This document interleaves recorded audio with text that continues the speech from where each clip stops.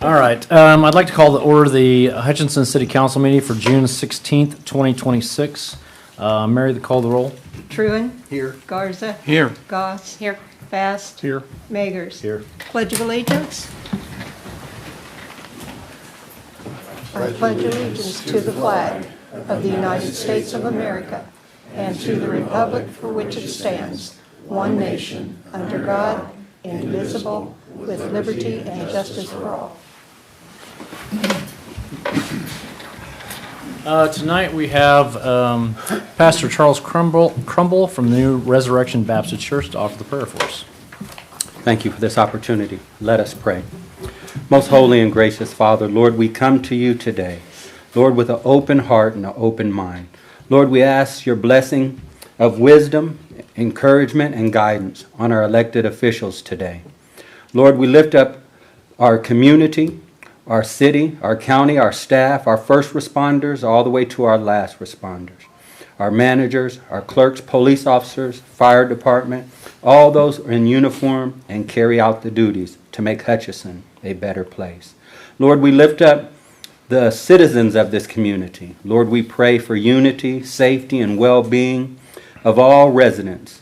Lord, we ask you to touch those that are in need. Lord, those that feel like their voices aren't being heard, those that are vulnerable, those that are struggling, marginalized members of our community, and those who are ready to throw in the towel. Lord, we just ask you to give them wisdom and guidance.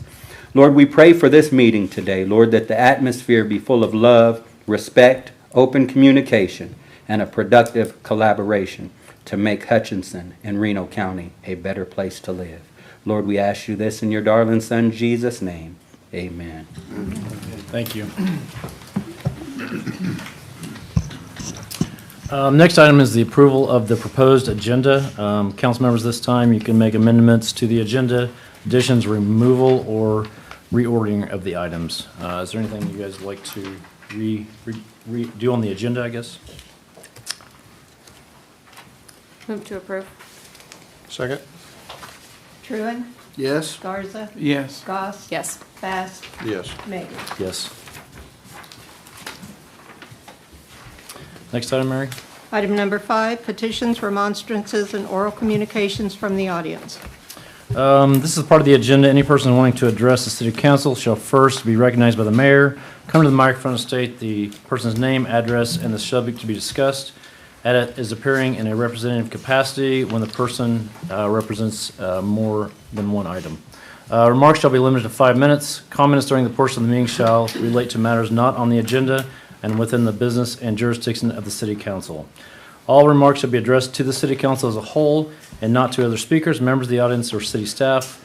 Rebuttal statements back and forth and exchanges and debates are not permitted during general public comment. This portion of the meeting is for the city council to receive public comment. The council will generally not engage in the discussion or debate with speakers. To avoid repetitious presentations, the mayor will require a spokesperson for a group. Audience members may address items on the agenda when the items are taken up by city council, and comments relating to those items shall comply with the city code. If anyone would like to come forward at this time, come on up, state your name and address.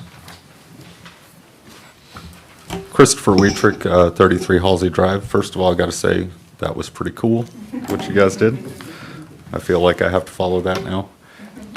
So, first of all, I want to say I've got 2 of my board and committee members here, Joey and Abby Ward. Most people in town would probably know them through Hutch Connect. We are a board and committee of 6 people, and we just wanted to come in and talk with you and follow up with Smallville Festival on what we've been able to accomplish this year and what we're looking at going forward.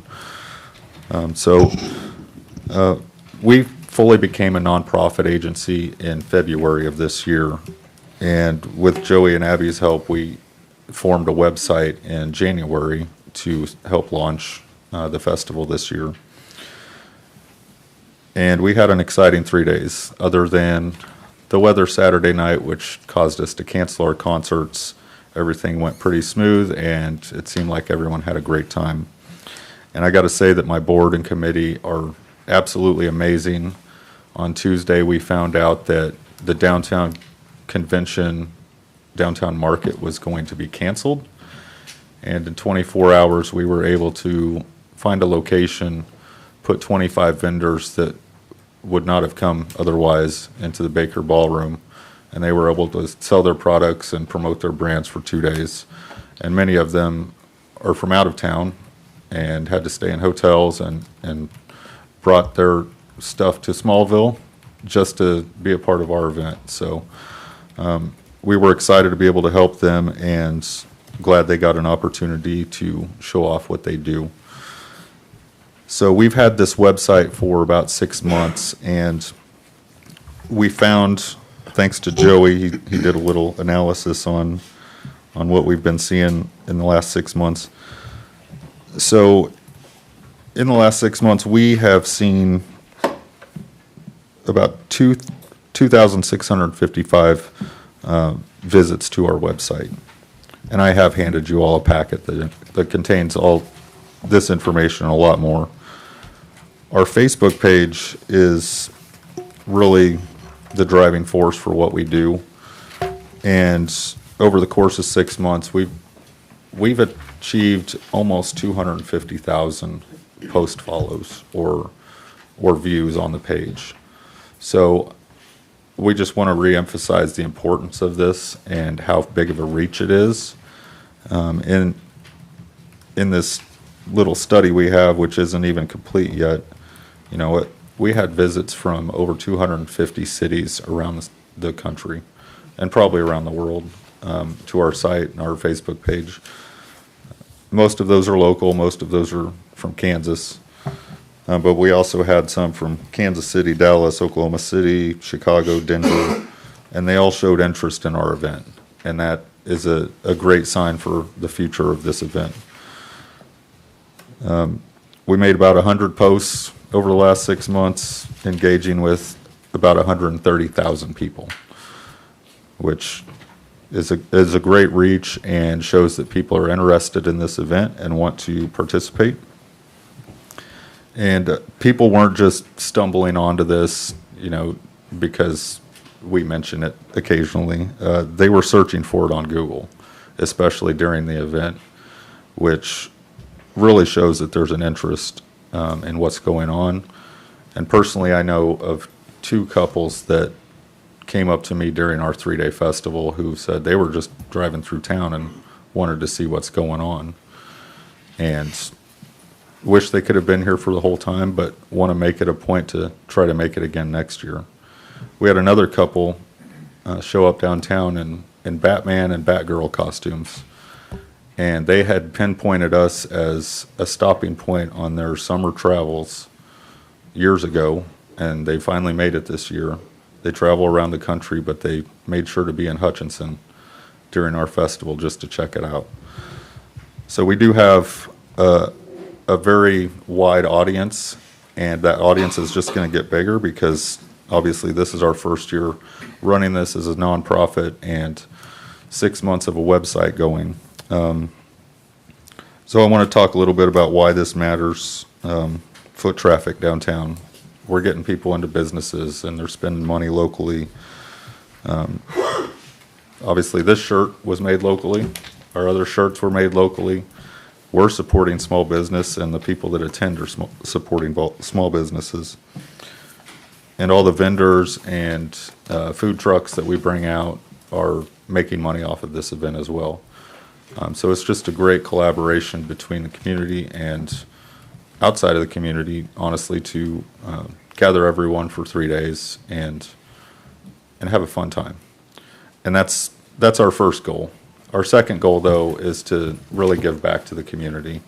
And I just want to touch on that real quick. So after the festival, we got together and looked at what we had done. Today, we donated 300 pounds of food to the Reno County Food Bank. We will also be giving them a $750 check. We'll also be sending a $750 check to Disability Supports and New Beginnings this week. And we had a vendor and sponsor who helped run our carnival that is also going to be donating $750 worth of toys to the Reno County Toy Run this year. And that's what we're all about. And we just hope to get bigger and better, and we've learned a lot this year and can't wait for next year. All right, thank you, guys. Thank you. Anyone else?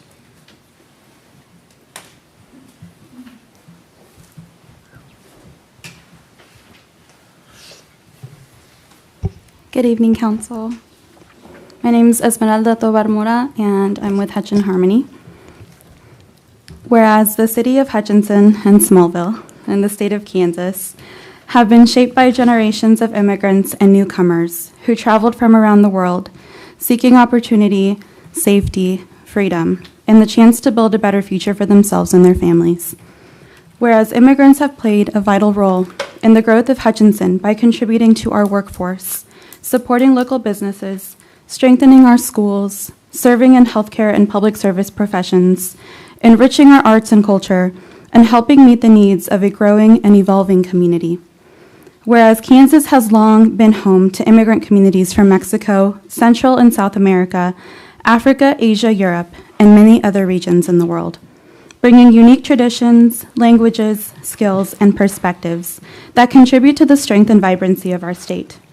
Whereas immigrants contribute significantly to Kansas's economy as workers, entrepreneurs, farmers, educators, healthcare professionals, students, and business owners, helping drive innovation, economic development, and community prosperity. Whereas immigrant families continue to demonstrate resilience, courage, and determination while contributing to the civic, social, cultural, and economic life of Hutchinson and Reno County. Whereas Immigrant Heritage Month provides an opportunity to recognize the stories, sacrifices, achievements, and contributions of immigrants, while reaffirming the values of dignity, opportunity, belonging, and mutual respect for all residents of our community. Whereas the City of Hutchinson and Smallville recognizes that our community is strengthened when all residents are able to participate fully in civic life, contribute their talents, share their cultures, and pursue their aspirations without fear of discrimination. Thank you for the opportunity to reflect on the many contributions that immigrants have made in Hutchinson, Reno County, and the state of Kansas. When we talk about immigration, we are talking about people. Families who came here seeking opportunity, safety, faith, work, and the chance to build a better life for future generations. Immigrant stories continue today in our community. They are our neighbors, coworkers, classmates, business owners, healthcare professionals, educators, farmers, volunteers, and community leaders. They contribute to our local economy, enrich our cultural traditions, and help make Hutchinson the vibrant community that we know today. I understand personally how powerful it is to feel welcomed and to know that your contributions matter. But this month is bigger than any one individual or family. It recognizes the countless people whose stories are woven into the fabric of our community, whether their families arrived generations ago or recently. Immigrant Heritage Month gives us an opportunity to celebrate those contributions while also reaffirming a simple truth, that our community is strongest when everyone has the opportunity to participate, belong, and thrive. At Hutchin Harmony, we have had the privilege of working alongside immigrant families from dozens of cultures and countries. Time and time again, we see the same values: hard work, resilience, service, faith, hope, and a commitment to making Hutchinson better for the next generation. Tonight, we celebrate those stories and the courage that it takes to start over, the sacrifices made for family, and the contributions that continue to strengthen our city every day. May all who call Hutchinson home know that they are part of our shared story, and may we come together to work on a proclamation discussion that helps ensure that everyone feels seen and heard. Thank you. Thank you. Anyone else like to come to the podium?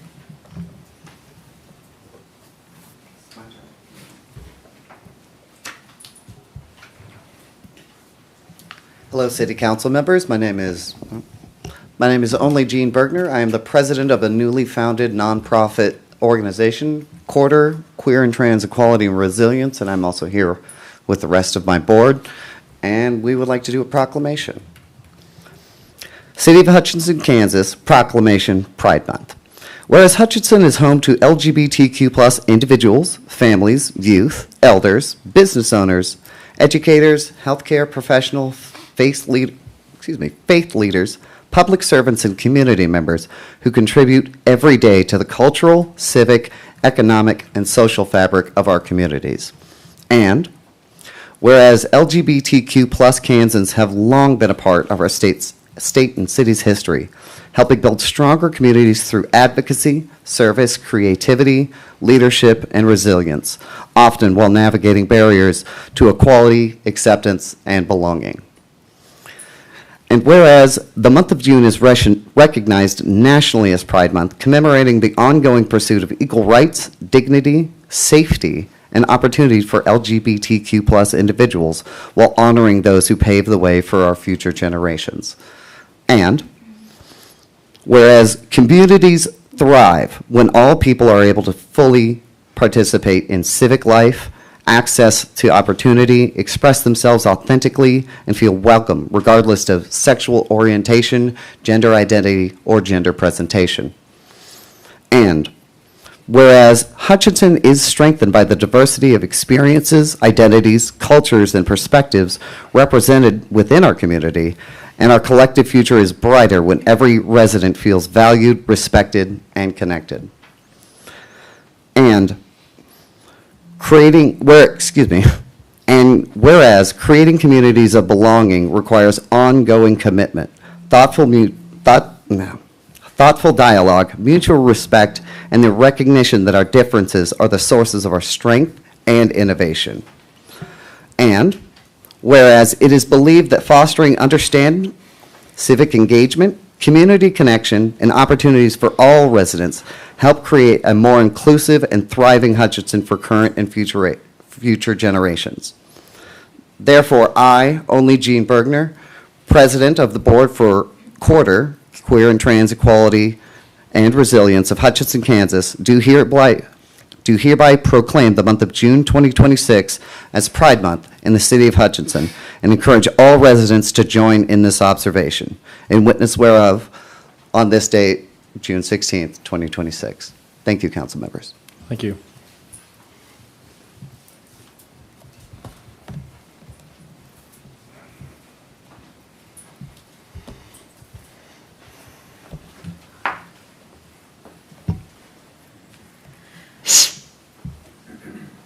Hi, I'm Maddie with the NAACP Youth, and I wanted to start off. Maddie, start over and speak into the mic.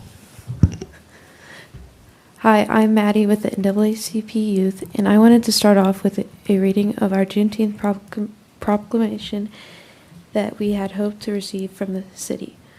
Whereas Juneteenth is a celebration that commemorates the official ending of slavery in Confederate States, and whereas President Abraham Lincoln's Emancipation Proclamation was issued January 1st, 1863, but news of the end of slavery did not reach the frontier areas of the United States, particularly in southwestern states, until June 19, 1865, when Union soldiers arrived in Galveston, Texas, with news that the Civil War had ended and that the enslaved were free.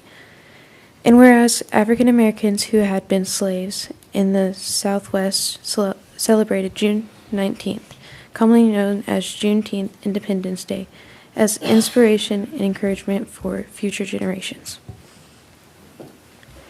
And whereas we all acknowledge the historical significance of Juneteenth Independence Day to the United States and join the continued nationwide celebration of Juneteenth Independence Day to provide an opportunity for the people of the United States and learn more about the past and better understanding the experiences that have shaped the United States. And whereas Juneteenth is a day to remember the moral strain and terrible toll of slavery on our country, but is also a day that reminds us our capacity to heal, hope, and emerge from those dark moments with purpose and resolve. And whereas, while we have come a long way in our efforts to promote equity and justice, there is still work left to do.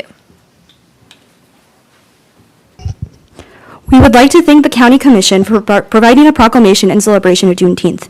For 7 years, the NAACP Youth and College Division here in Hutch has been hosting their annual Juneteenth celebrations to commemorate the beginning of a new chapter in our nation's history. A chapter where our country finally began to honor the promises given to us half a century earlier, though then those promises were fulfilled for some rather than all. This Thursday at 6 to 8 p.m. marks the beginning of our festivities with the annual talent show, health fair, along with food vendors. The talent show is still open for anyone interested under the age of 25 with a grand prize of $250. That's a good deal if you ask me. The next day, on Friday, from 7 to 9 p.m., we will also have the community barbecue, complete with music, line dancing, and games. We would like to extend the invitation to everyone, especially to the City Council. In previous years, we've been honored to have the official proclamation not only read during City Council meetings, but at the start of our Day 1 celebrations by former mayors Stacy Goss, Greg Fast, and former council member John Richardson. We can stand here and comment at every City Council meeting about the importance of Juneteenth from here until school starts. But it is entirely different having the city formally recognize this milestone in the form of a proclamation, proving that this city not only recognizes and supports such an event, but also that Hutchinson can be anyone's home, regardless of race, religion, gender, or sexuality. As we celebrate with community and friends, it's important to remember why we celebrate, and remember just how far we have come as a city and as a country, and additionally, using it as a guide to see how much farther we have left to go. Thank you. Thank you.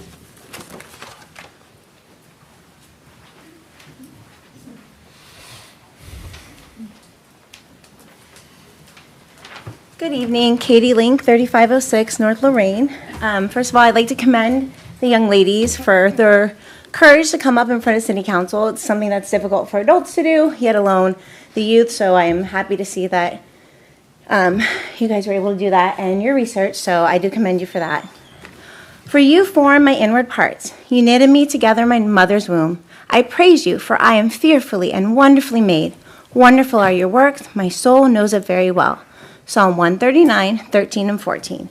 I am here before you tonight to petition the council to proclaim June as Life Month in Hutchinson, Kansas. Last year in 2025, over 20,000 unborn babies were brutally murdered in Kansas alone.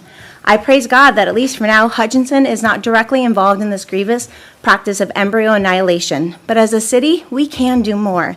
On June 24, 2022, the U.S. Supreme Court overturned the unconstitutional and deadly decision of Roe v. Wade, removing the federal constitutional right to abortion that had been feeding the murder mills of America for almost 50 years. It is with deep regret and embarrassment to us all that our great state of Kansas continues to allow this despicable practice of unborn genocide in astounding numbers, with an average of 54 innocent unborn Americans being murdered each day. So what can Hutchinsonians do? I am asking that the Hutchinson City Council denounce the culture of death, turn away from the abomination of abortion, and proudly proclaim that June is Life Month. And we would not be the first to take this necessary step towards progeny protection. In 2025, U.S. Senator Ted Cruz introduced a resolution to designate June as Life Month. In his introduction, Senator Cruz stated, "Every human life is worthy of protection, and it is especially incumbent upon Americans and lawmakers to protect the most vulnerable among us. Designating June as Life Month is a recommitment to the American principle that every life has dignity. And as we prepare to celebrate our great nation's 250th anniversary, let us not forget these crucial words from our Declaration of Independence. We hold these truths to be self-evident, that all men are created equal, that they are endowed by their Creator with certain unalienable rights, that among these are life, liberty, and the pursuit of happiness. This month, let us celebrate our fundamental right to life by celebrating Life Month in Hutchinson, Kansas. God bless America, and God bless Hutchinson." Thank you. Anyone else? Okay, if not, Mary, next item. Item number 6, consent agenda. Council had a chance to look through the consent agenda. Have any questions, comments?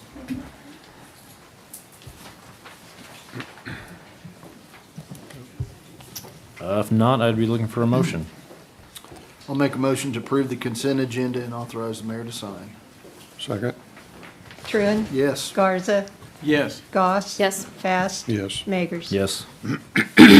Next item. Item number 7, public hearing. A, public hearing to consider condemnation of an unsafe and dangerous structure at 3405 East 4th Avenue. I'll make a motion to open the public hearing. Second. Truen? Yes. Garza? Yes. Goss? Yes. Fast? Yes. Magers? Yes.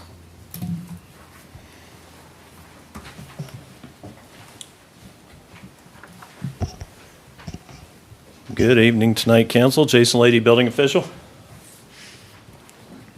So tonight is a consideration of a resolution ordering the raising or repair of an unsafe structure at 3405 East 4th Avenue.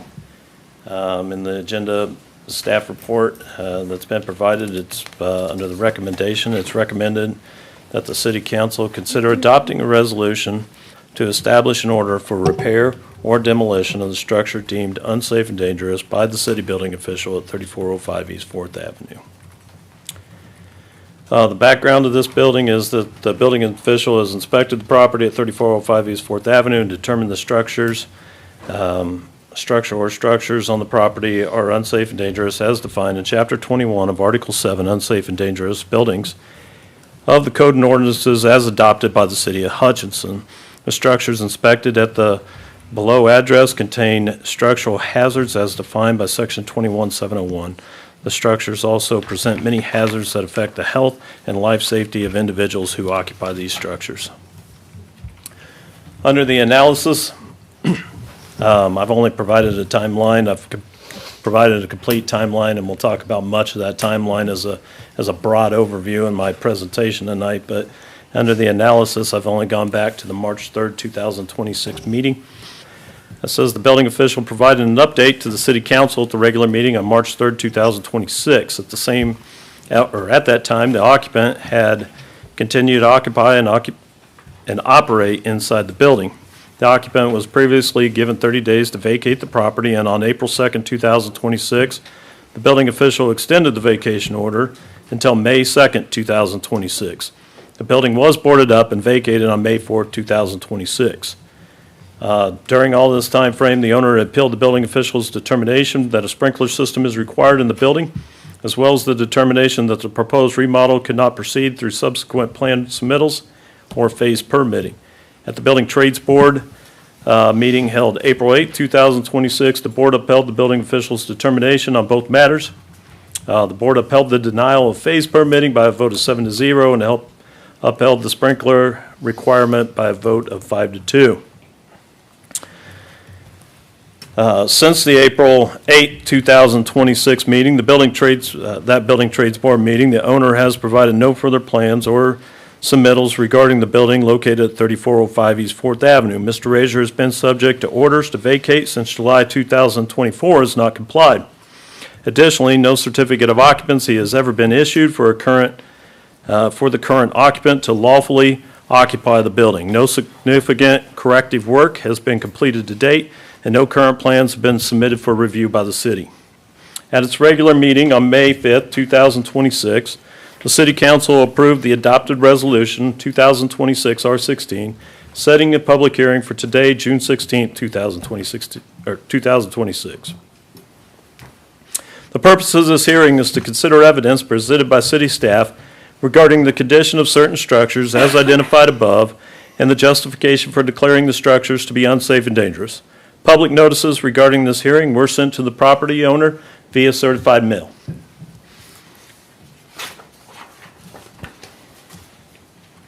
At the May 5th, 2026 City Council meeting, city staff informed the governing body that the property owner continued to indicate that plans for code compliance were being prepared.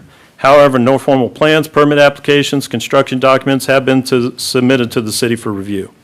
During that meeting as well, Mr. Dan Razor stated that the engineers were still working on the project and anticipated submitting a complete permit application by the end of the week, specifically by Friday, May 8, 2026. As of the date of this report, again, no formal plans, permit applications, construction documents have been submitted to the Building and Neighborhood Services Department for review. Since that city council meeting on May 5th, 2026, Mr. Razor of Fed and Happy LLC filed a temporary restraining order against the city of Hutchinson on May 6th, 2026 to allow access for the feeding of the worms and removal of the product. The city agreed to the conditions of the TRO to allow Fed and Happy LLC to remove the product.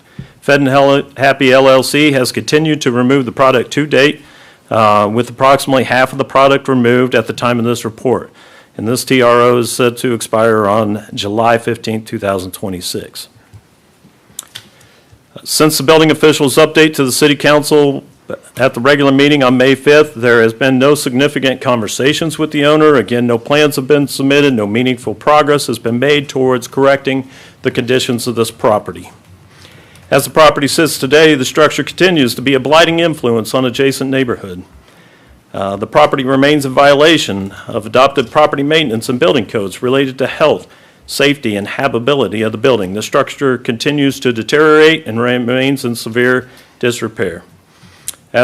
Tonight, staff recommends proceeding with a formal, unsafe, and dangerous building process, including proper notification to the property owner and consideration of appropriate enforcement or abatement actions authorized by the state of Kansas statutes and the city of Hutchinson ordinances, including demolition if necessary.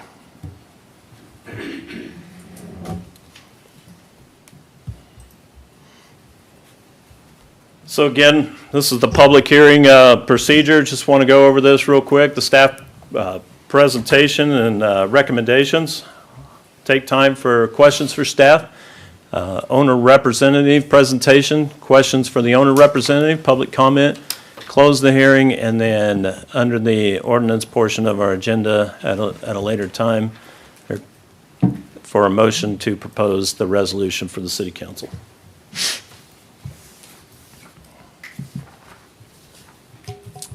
So the purpose of tonight's item, what council is being asked to do. So the purpose of tonight is to consider the ordinance to order or to raise or repair the structure at 3405 East 4th Avenue. Order would designate a time frame for repair or raising. That time frame in that ordinance was placed at 60 days. And then provides a formal due process to the property owner. So tonight is not about immediate demolition. It's about determining whether the structure remains unsafe and dangerous or whether an order to repair or raise should be issued. This action actually provides additional due process by formally establish expectations and timelines. This has not been a issue that just came up. We know that. We've been through a formal process since 2024 on this. This is 15 plus years in the making. CO for the certificate of occupancy, discussion with fire back in 2021, the collapse on the south end in 2024. So another continuance doesn't create new rights or opportunities for the owner. By establishing this resolution tonight, it provides a timeline to the owner for the city to take action to support this. So, continuance has been provided over the last several years and not over the last several months. The resolution itself provides an extra 60 days. So if adopted, the owner has 60 days from the publication to commence repairs or removal and diligently pursue completion.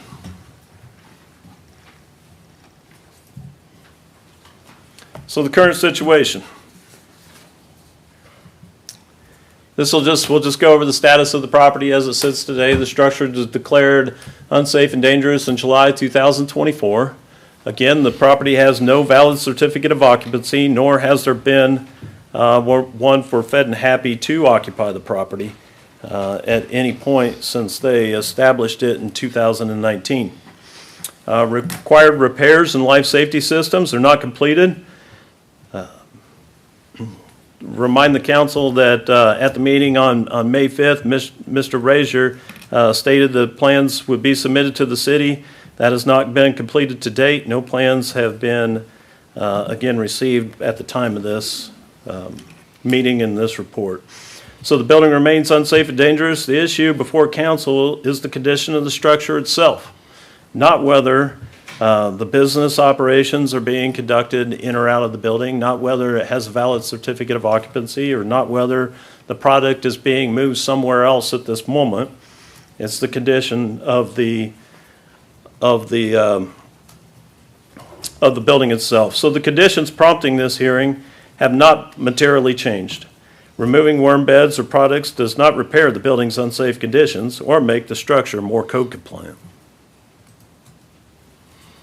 The core issues is that this is a pattern. This isn't a single event. This isn't just the events of July 24, 2024 when the south end collapsed. This is an ongoing issue dating back some time, specifically to 2010, and some lack of documentation that's been presented to the city or maintained by the city, also as well as the documentation that was provided to Mr. Razier in 2021 that he was operating a business unlawfully and that the building needed a sprinkler system in it at that time, as well as the 2024 collapse. So this is a long-standing pattern, not a single event.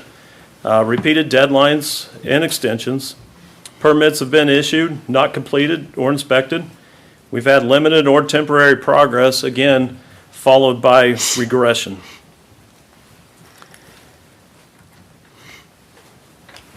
A continuance, again, only extends an already lengthy pattern or delay without resolving the underlying issues of an unsafe and dangerous structure as the building sits today. Quick timeline. And again, this is a broad overview on the timeline.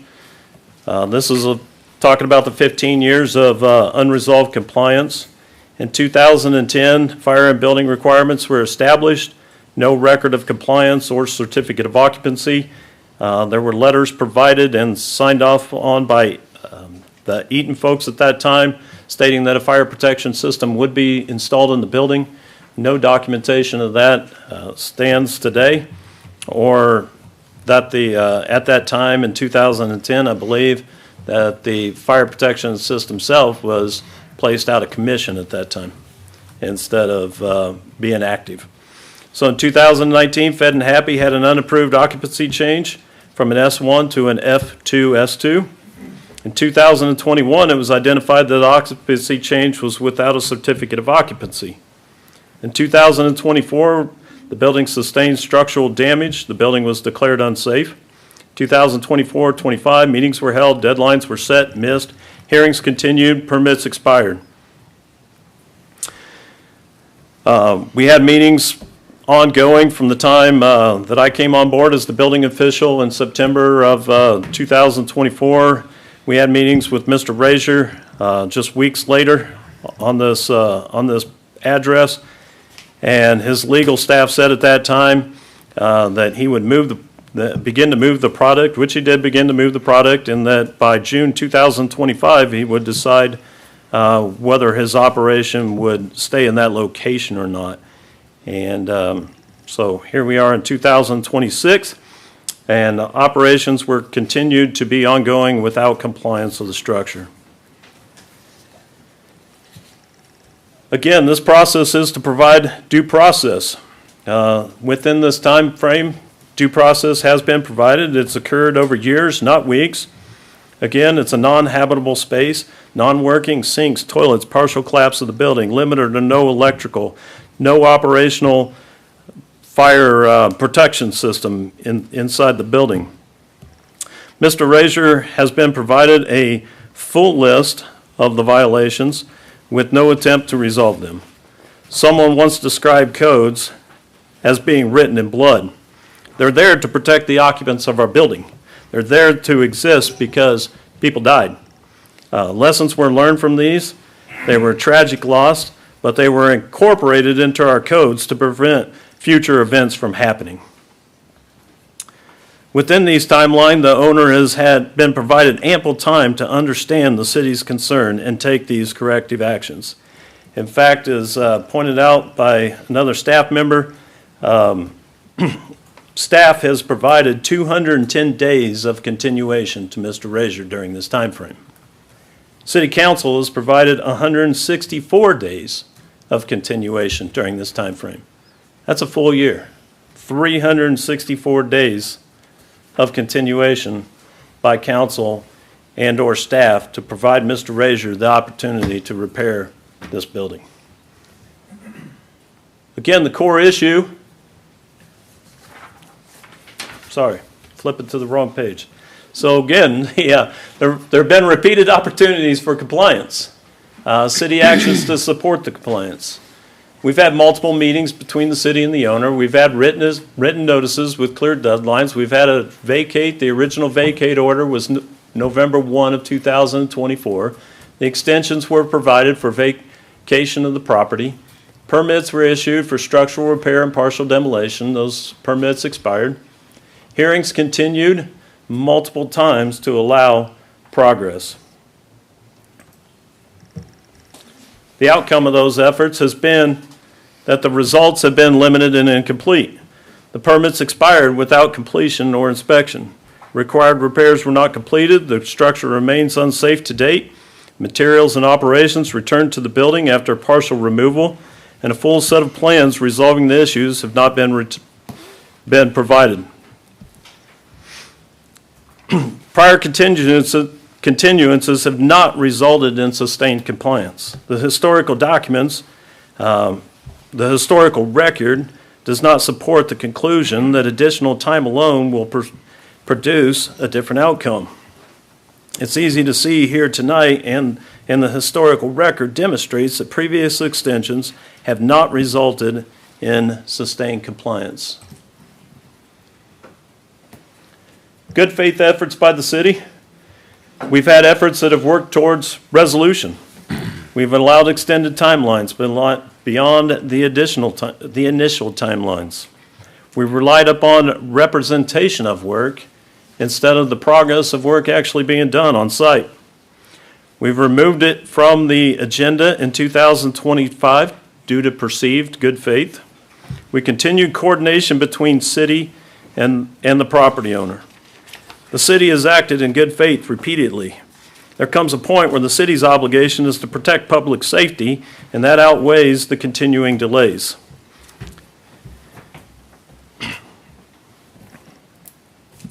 The city has demonstrated substantial flexibility and patience, and at some point, we have to proceed on with this process.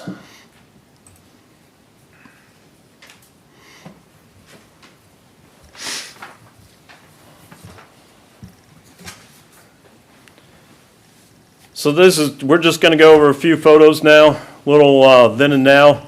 So this is November of 2024. This is over on the southwest side of the building. You see in November 2024, there was some dirt piles over here. This is where they've churned a lot of their dirt to dry it out.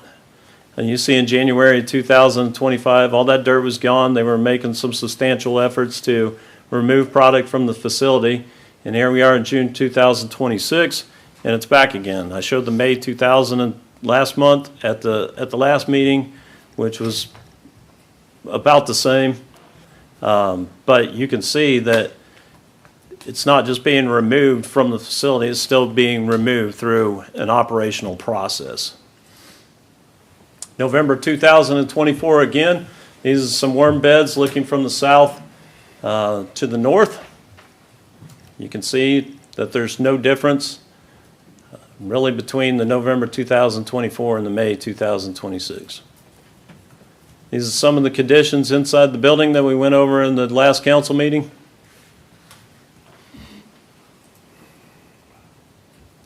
Again, egress, the structural damage where The south end collapsed.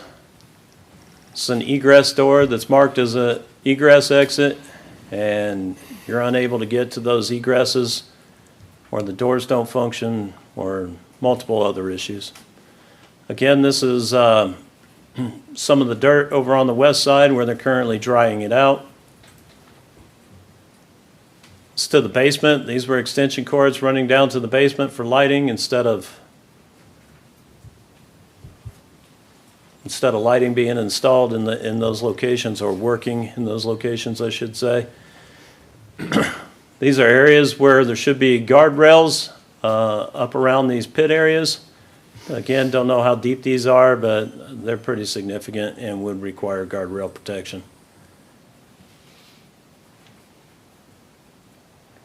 This is some of that area over there. Again, that door that I showed just a little while ago, I believe, is over right in this area right here, so you can see that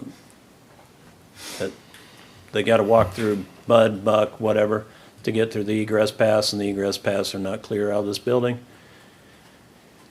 This was a picture taken back in, I believe this was taken back in March or May time frame, but they started removing some of the dirt here. This is some of the electrical hazards. They were open electrical hazards. You could see at the time that it was hot, but power's been turned off since then. These are the conditions as far as June 2026. You can see that this is from the north looking to the south outside the building. There used to be worm beds all along this area right here, so there has been substantial progress. Like I said in my presentation, the TRO is set to expire on July 15th. They've moved about half the product that they have to remove at this time. This is it looking to the north and where it stands today. And again, this is just some of the egress paths looking to the north and the conditions of egress and the availability of it to get out of the building. Here's the photos looking over on the west side of the building and the dirt that they're churning over there through the operational process to remove it from the building. Again, you can see the egress paths. They have to be walked through, clearly marked as egress paths to get out of the building.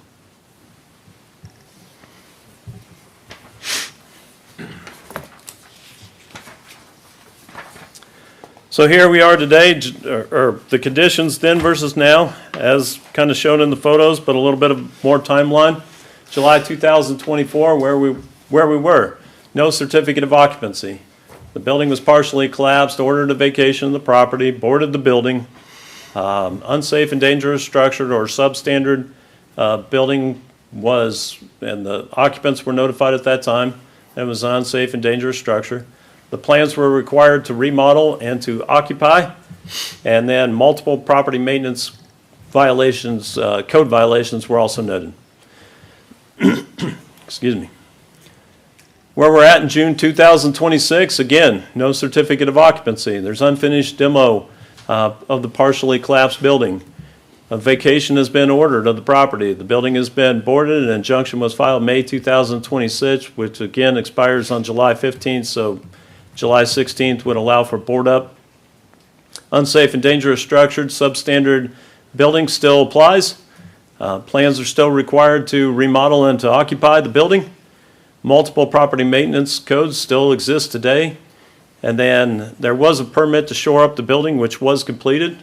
1/3 of the new windows have been installed, roughly. Other than that, no significant work has been accomplished on the property to date. Key takeaways from this are that there's been limited visible progress towards any structural repairs, any code compliance, any safe occupancy of the building, as well as no certificate of occupancy of the building. The issue before council is the condition of the structure, not the owner's business, not the owner's intention, because good intentions alone don't resolve these unsafe and dangerous conditions. Like I stated at the May 2026 meeting, we talked about the certificate of occupancy. A certificate of occupancy is required by Chapter 10 of the existing building code. to occupy the building, as well as how it ties into the International Building Code in 111.1 and the change of occupancy, which says a building or structure shall not be used or occupied, and a change of occupancy of a building or structure or portion thereof shall not be made until the building official has issued a certificate of occupancy thereof as provided herein. So why this action is needed tonight for this resolution? It all boils down to public safety and compliance. This is an unsafe structure that remains occupied. The life safety systems are still not installed or operational.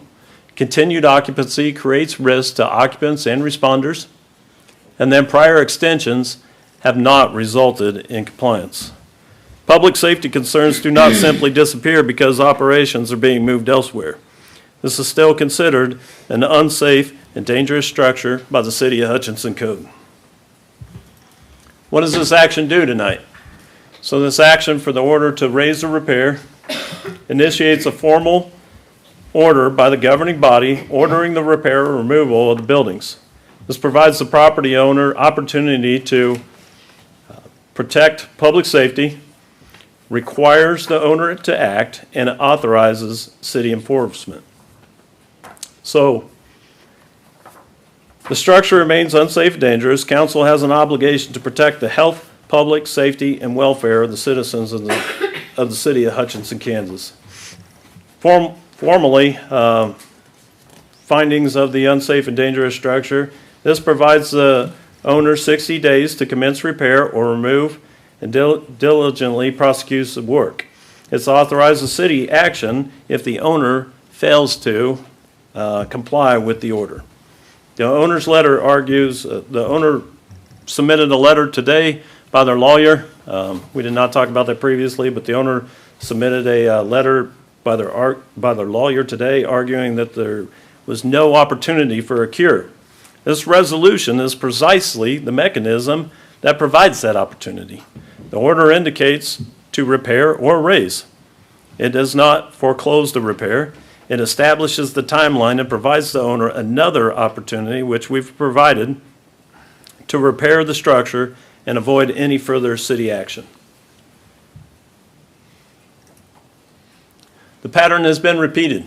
Again, deadlines have been set, time was extended, partial actions taken, work has been stopped or reversed, and then unsafe conditions remain in the structure today. Another continuance simply repeats the same cycle that has existed with this building for years. The city must eventually move on from extensions to formal enforcement action. The pattern has consistently been notice, extensions, partial activity, work stoppages, unsafe conditions remain. Another continuance would just repeat that cycle. So staff's recommendation tonight, it is recommended by the staff that the City Council accept and approve the resolution, order repair, or demolition for the structures of 3405 East 4th Avenue in Hutchinson, Kansas, based on the extended timeline of noncompliance, the lack of sustained progress, and ongoing safety concerns. This recommendation is not based upon one missed deadline or a disagreement over occupancy classification. It is based upon years of documented noncompliance, repeated opportunities to correct these deficiencies, and the fact that the building remains unsafe and dangerous today. The requested continuance does not change these facts. Adoption of the resolution provides due process, establishes a clear legal framework moving forward, and allows the owner one final opportunity to repair or remove the structure while fulfilling the city's obligation to protect public safety. The question before council is not whether the owner intends to comply in the future. The question is whether the structure is unsafe and dangerous today. The evidence demonstrates that it is. Adoption of this resolution does not immediately demolish the building. Instead, it provides formal findings, establishes clear expectations, gives the owner 60 additional days to commence repairs and removal, and preserves due process while allowing the city to fulfill its obligation to protect the public safety if compliance does not occur. Tonight's resolution does not approve demolition because the owner failed to install a sprinkler system or because there is no certificate of occupancy. Tonight's resolution addresses whether the structure is unsafe and dangerous. If the resolution is adopted and the owner elects to repair the structure, the owner may submit plans and pursue permits in accordance with city adopted codes.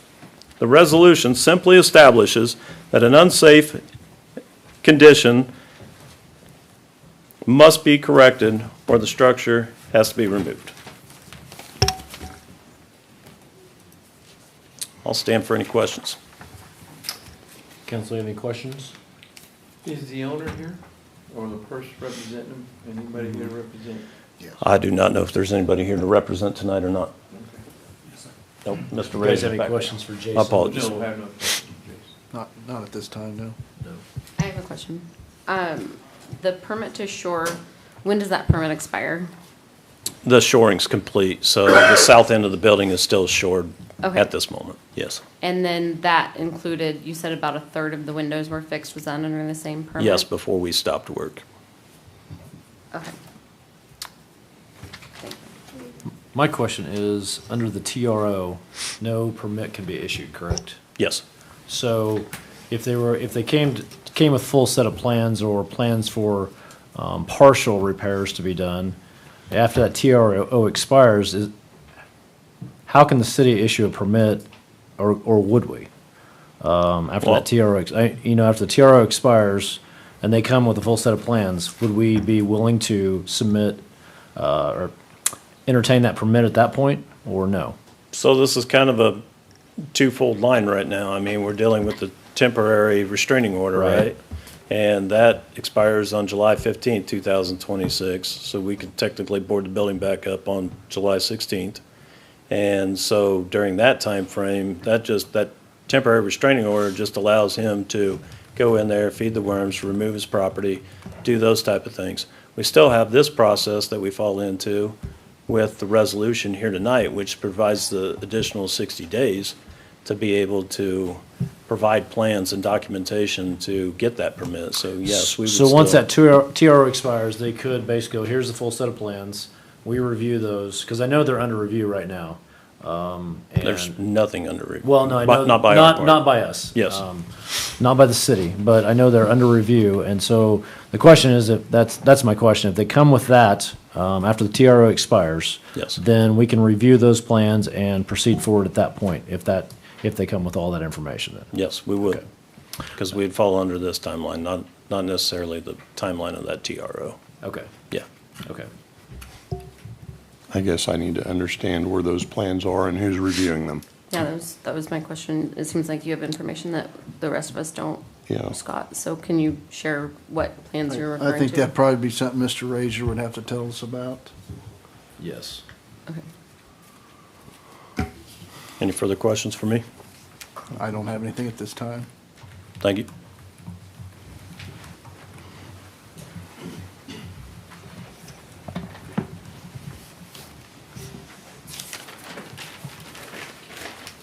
Good evening.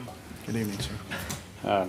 As my understanding, each of you have read the request from Attorney Ben Carmichael on behalf of Hutchinson Building LLC. We have not, Dan. No, I've not seen that. no.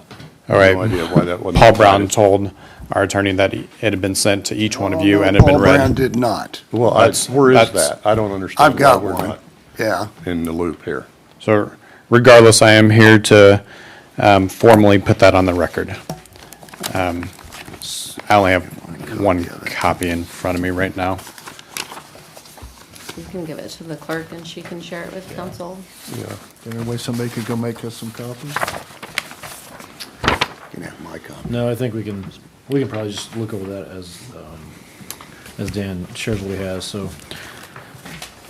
Vet and Happy has paid for complete plans to be, Vet and Happy has paid for complete plans to be used, to use the building as a worm farm. They were not submitted due to the TRO and restrictions on any construction. They've also been additionally submitted by our engineers for independent review of that work. The building department had previously made it clear that there is no urgent need to complete the work during a prior hearing. Work has already been paid for, and we're ready to get started. Missing from tonight's presentation was the city's insistence for no construction at the TRO hearing.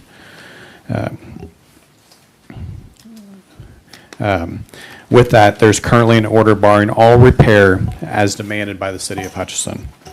The due process is absolutely barred currently, and over $500,000 has been spent related to the building, most of which would not have been spent if approval was not going to happen. 2010 continues to be brought up, but 2010 was a very active process. Is approved by City Council and full compliance within the City of Hutchinson. City staff was involved regarding the project on a daily basis. Former City Manager Deardoff has provided email regarding this as well. Related to where we're at, we're currently mitigating destruction costs of the worms and castings, but this still is happening at significant rates. Our process of moving to a new facility for the worms is in process with 3 different groups, none of which would be within Hutchinson. We expect agreements from all 3 in the next 30 days. With this, a significant amount of time and investment has gone into the 3405 building based on the July 2025 staff report and direct feedback from council members. This money would not have been spent, and instead the property would have been sold to one of the multiple suitors during the summer of 25, or the former KMS building would have been bought for expansion. Preliminary financing was already in place for the purchase of the building, but the corresponding new product sales were not quite in place at the time, and given the likely approval from staff, it was decided the additional financial risk in expanding operations in Hutchinson wouldn't be the best use of resources at the time. The decision was solely based on the reliance of the City of Hutchinson. If approval was not going to be granted, money spent would have stopped and other options would have commenced. The removal of agenda was based in July of 2025, was based on likely approval from the staff. When submitted, it was denied. The code footprint did not materially change from February of 25, June of 25, which was then presented to council in July, and then again when it was denied in March of 26. Since this process has started, our business has radically changed. Shipments of medical worms has started, and a medical grade worm casting will start soon, with additional processing commencing once we have a location figured out. The existing product it is for an existing product already on the market with consistent sales. The order will add 15 jobs via various entities at multiple buildings near our worm castings to complete. Our new agriculture blend performed very well in a hard wheat season. Corn acres are already showing strong health, and we're doing this with less water, nitrogen, pesticides, and herbicide than standard, all resulting in healthier soil for both the farmer, consumer, local environment, and the communities therein.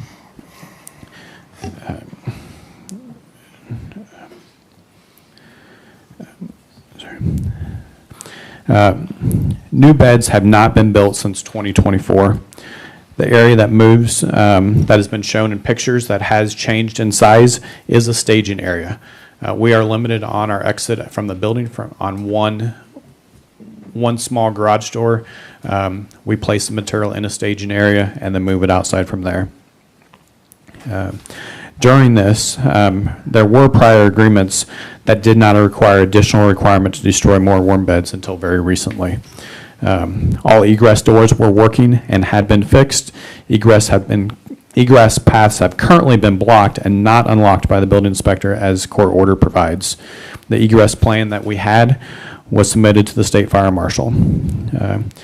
Given the prior reliance, we're requesting 60 days delay in this action while a non-worm plan can be submitted for approval or the property can be sold to another developer.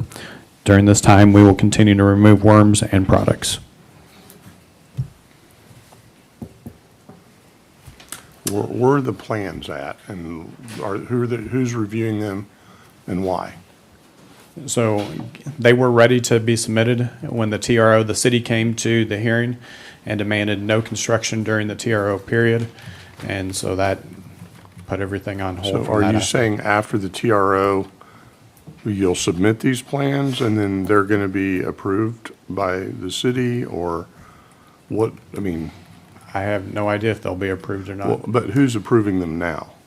Are they somewhere that you're having? So I mean, are these plans different than the other plans? We are having them, so they are added to. They are Laura England previously did the electrical. We had to have an additional engineer go and complete the changes that the building department wanted, so that was completely done. Those are stamped. The plumbing drawings were done, building drawings. So those drawings are done. They are being reviewed by an independent third party that our fire engineers had recommended. So. And then when are those going to be submitted at the end of the temporary restraining order on the 16th? Or, we feel like we're kind of in limbo on that aspect right now. Without the construction, no construction, they would have been submitted when we said that they would have been submitted by the May 8th. Can I ask a question for clarification? So the TRO, you're saying that the city requested no construction happen, but what you're saying is that you're not able, excuse me, to submit plans during this temporary restraining order period, which those aren't the same thing. So which is it? The TRO calls specifically for no construction, Okay, no work but you can be can done. submit plans tomorrow. What's stopping you from submitting?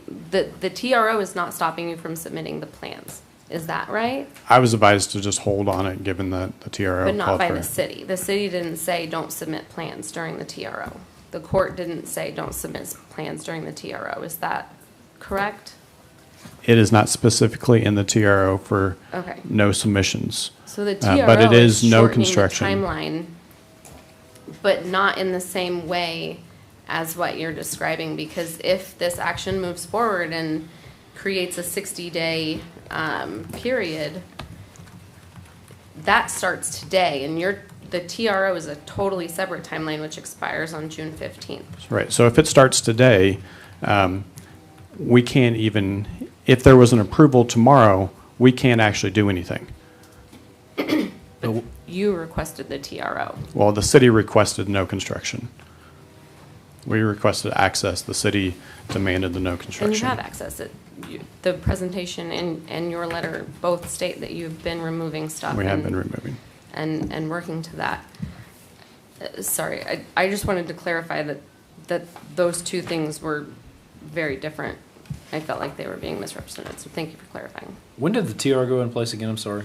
I believe it was May 6th. Okay, so I had conversation, I remember who it was with, prior to that plans were going to be submitted on that Thursday or Friday, whatever day that was. It was basically the same day. So that's my question, the same thing as Councilmember Goss, is like, okay, you have these plans. I think if it was my best interest, those plans would already be here. Like, I would have submitted them already, so if I want to move forward, here's the plans. As soon as that TRO's gone, we can go to work. I mean, to me, that's the most logical thing I could do if I really want to move forward. So, to answer my question, are the plans, are they done? They are done, Full yes. set of plans? They are full set of plans. So are they, how long does the review take? Because it should have been done a month ago, if not farther They along. submitted for additional review. And I don't know, I believe it will be within the next couple of weeks, but I don't have a final, it is independent, so I don't have a final. I hate to be that guy, but it's always another couple weeks. I understand that. And that's the whole thing, is like, I thought you would come tonight and go, hey, here's where we're at, full set of plans will be submitted on this date, we're ready to go. But now it's just still, I'm just asking a question. My question is, do you intend to do this? We spent a whole lot of money expecting to do it and would not have spent that money if we didn't think that there was a likely approval. We're now working from a very different aspect than we were a year ago when the code footprint did not change. We have spent the money and have continued to spend money and had people lined up to do the work. Fabrication costs for the structural, part of those fabrication costs were already incurred and have been paid for. So the answer is yes. Scott, it I have a is. question for you. Who were you communicating with about the plans? Because we were all instructed to not participate in ex parte communication. I was not talking with Dan. I can't remember who I was talking to, but I was not talking to Dan. Were a staff member or with No. a party from, Probably would have been, I'm trying to remember. I like don't, someone from his? no, nobody Okay. from his organization. I just, Okay. I got the information, I don't even know where I got the information, but I thought it was something, due diligence on our part to follow up on it, to go if it's actually legit. If there was an actual legit, company working on this project. I couldn't even tell you how I got the information, but I followed up on it. They said yes. And so that's why I assumed we would have plans like a month and a half ago. I do think that, I believe I saw an email from one of our engineers, Tony.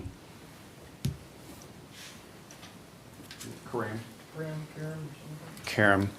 I believe he sent an email to you that he'd completed the work. That might have been, it's been a minute, so I can't remember 100% how that played out. That's, I just assumed that's what I you were believe coming the tonight engineer with, so. sent a direct Okay. email, I do believe. Well, and Stacy, I did hear from a contractor recently, that stands to do a lot of work and make a lot of money off of this deal. But That's the attorney paper again. Let's see. I mean, I don't know.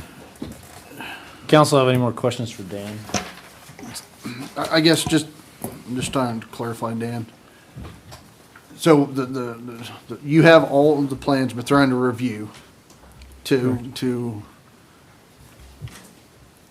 because you had fire engineers that said you could do it one way. The city says it don't work that way, but you've got an independent one that's reviewing that, right? Correct. So that's what okay. So then after that is done, do you intend to submit those to the city? Absolutely. Okay. With their reports. And I know how it is when you're engineers and this and that. It may take a while, but I mean, it's not just one stamp that we've received on this. It's been multiple stamps, and they've been denied. And going back to 2010, I was there. The approval was given. It was in the city council minutes. Chief Forbes was literally at that site every day. You watched the concrete being poured at almost midnight for the backflow valve. And this was not something that was contentious like it is now. John Deerdoff and Chief Forbes were incredibly involved. The only one that wasn't involved, I would say, would be Building Inspector Fairbanks. And part of it, I believe, is because he knew that Chief Forbes was there every day inspecting. So. I have something that I would just want to point out. So I don't have any ex parte communication to report about this, but we did, as a council, I believe all of council was included on this. I know I've gotten at least one email from somebody asking us to vote against condemnation tonight, which is the next agenda item. But I want to take a moment and speak to that, which I believe if we're separating the validity of the business that's contained in the building and the status of the building, I do understand that there's a valid business being run within the building, regardless of your intention to move it or not. And I believe that it's a benefit to the community. I think that all of council was enlightened during our, I think it was summer of last year, meeting where people from the agricultural community came and spoke in support of Fed and Happy. But the question really comes down to whether or not the building is safe to be operating within. And when we separate those two issues, holding you accountable truly is just for the condition of the building. So in your letter, you state Fed and Happy requests the city continue the June 16 hearing and any resolution date for at least 60 days or to another mutually workable date, and direct staff to provide a written itemized statement identifying, and goes on to identify a handful of items here. Sorry, I have your copy, Paul. But I mean, that's essentially what this is doing, is this is finally putting the 60-day, starting the 60-day clock and saying, okay, now we're moving forward, and at the end of this, there is potentially consequences, which we've been through this process multiple times. So, I mean, moving forward and voting yes on the condemnation in the next couple of agenda items is essentially granting what you're asking for in this letter. You're asking for, and I don't know if all of these things are reasonable or not, but and you're asking us to identify the work that you need to do, which that's not quite our job to do, because that comes down to building code and fire marshal's inspections, and it doesn't all fall on city staff. It's your job to draft the plans and work with the fire marshal and all of that. It's our job to inspect and in the end give the certificate of occupancy. So I feel like you're asking for leniency verbally, but in your letter you're asking us to grant the 60-day period.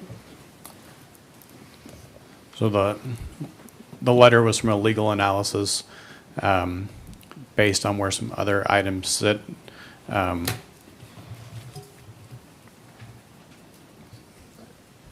It was from his analysis based on paperwork he had, not from me asking that. That was based on where he believes legally things sit, from asking for that 60 days as well. So, because currently there is no repair that can happen for the next 30 days. And no, I didn't ask for that to be barred. I'm going to say that, number one, I'm not, I wish we as a council would have got this letter ahead of time. And also I wish we would have been notified that Mr. Razor's attorney was requesting a continuance on this for at least 60 days before we have another hearing, because one of the things that I was thinking is we're under legal action with the temporary restraining order. I'm not sure. I'm concerned about taking action on this at this time. There is no problem with taking action, council member. The court herself said her order has nothing to do with the demolition proceeding before the city council. None. Okay.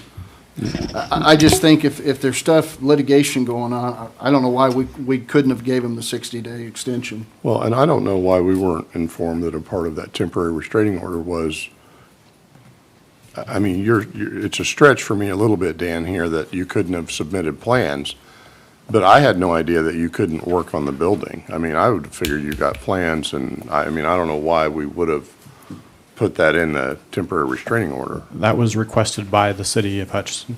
That was not from us. I mean, that was the motion that was sent to the judge. I mean, these are requesting these are things that make me curious, and now you can't do anything until July 16th anyway. If you had your plans in hand right now. So, I mean, I think that puts him at a little bit of a disadvantage, because then. Well, and also, I mean, we rejected his plan, so now he's having them reviewed by an independent. I mean, that's going to take time. But that's the responsibility of any business owner who's building a building or repairing a building. That's not a unique circumstance to him or to this building. I mean, that's not something special about this situation whatsoever. And the process that we are going through right now is granted to us by state statute. It is completely separate from the temporary restraining order. Right. I just think if they were going to, and I know they've been multiple continuances, but they're having their plans reviewed. I feel like we should have been aware of this and looked at least continuing it for 60 days. I don't think that was going to hurt anything. So what I'm hearing you guys say is that a 60-day continuation would be starting today, but then really if what Mr. Razor is saying the contents of the temporary restraining order is, then the clock doesn't start until July 16th. And so what? You didn't hear me say that. When are we starting when do we expect him to? Well, I mean, I would be in favor of giving him an extension until July 16th. This can be extended, though. If we move forward on the next agenda item, the the actual resolution of condemnation, that can also be extended. Council, I don't mean to interrupt the deliberation at all, but I would request if Cody, our Assistant City Attorney, could step in and advise a little on this. I think it could be helpful for you all. All right, thanks. Okay, Cody.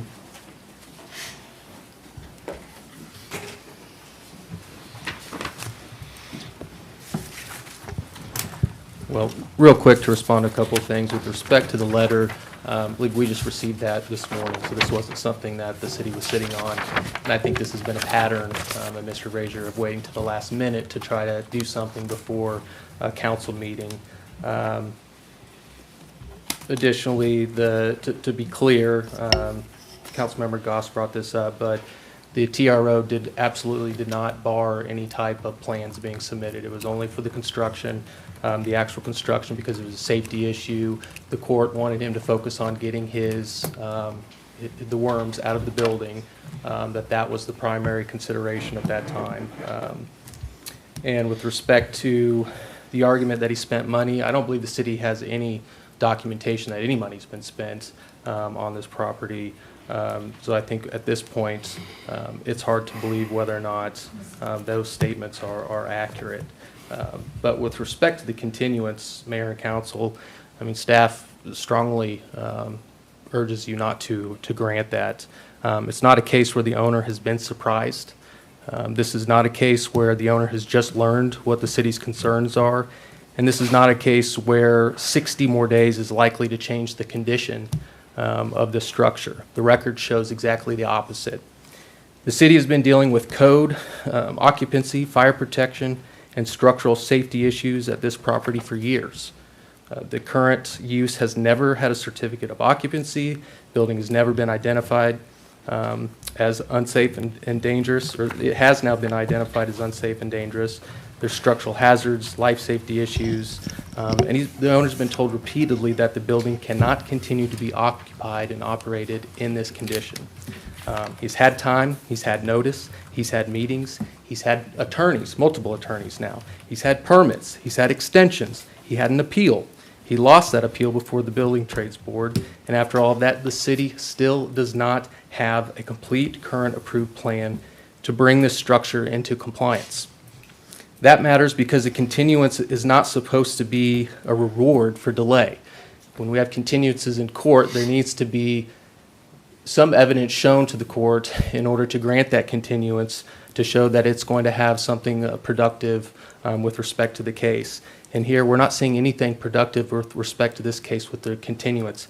It's just the same request that's been made over and over again, and yet nothing has been done about it. That matters additionally because it would simply add 60 days to a history of missed deadlines and incomplete action. With what his ask is just give me more time, but the record shows that more time has already been given for several years now. The problem is not that the city has failed to give him an opportunity.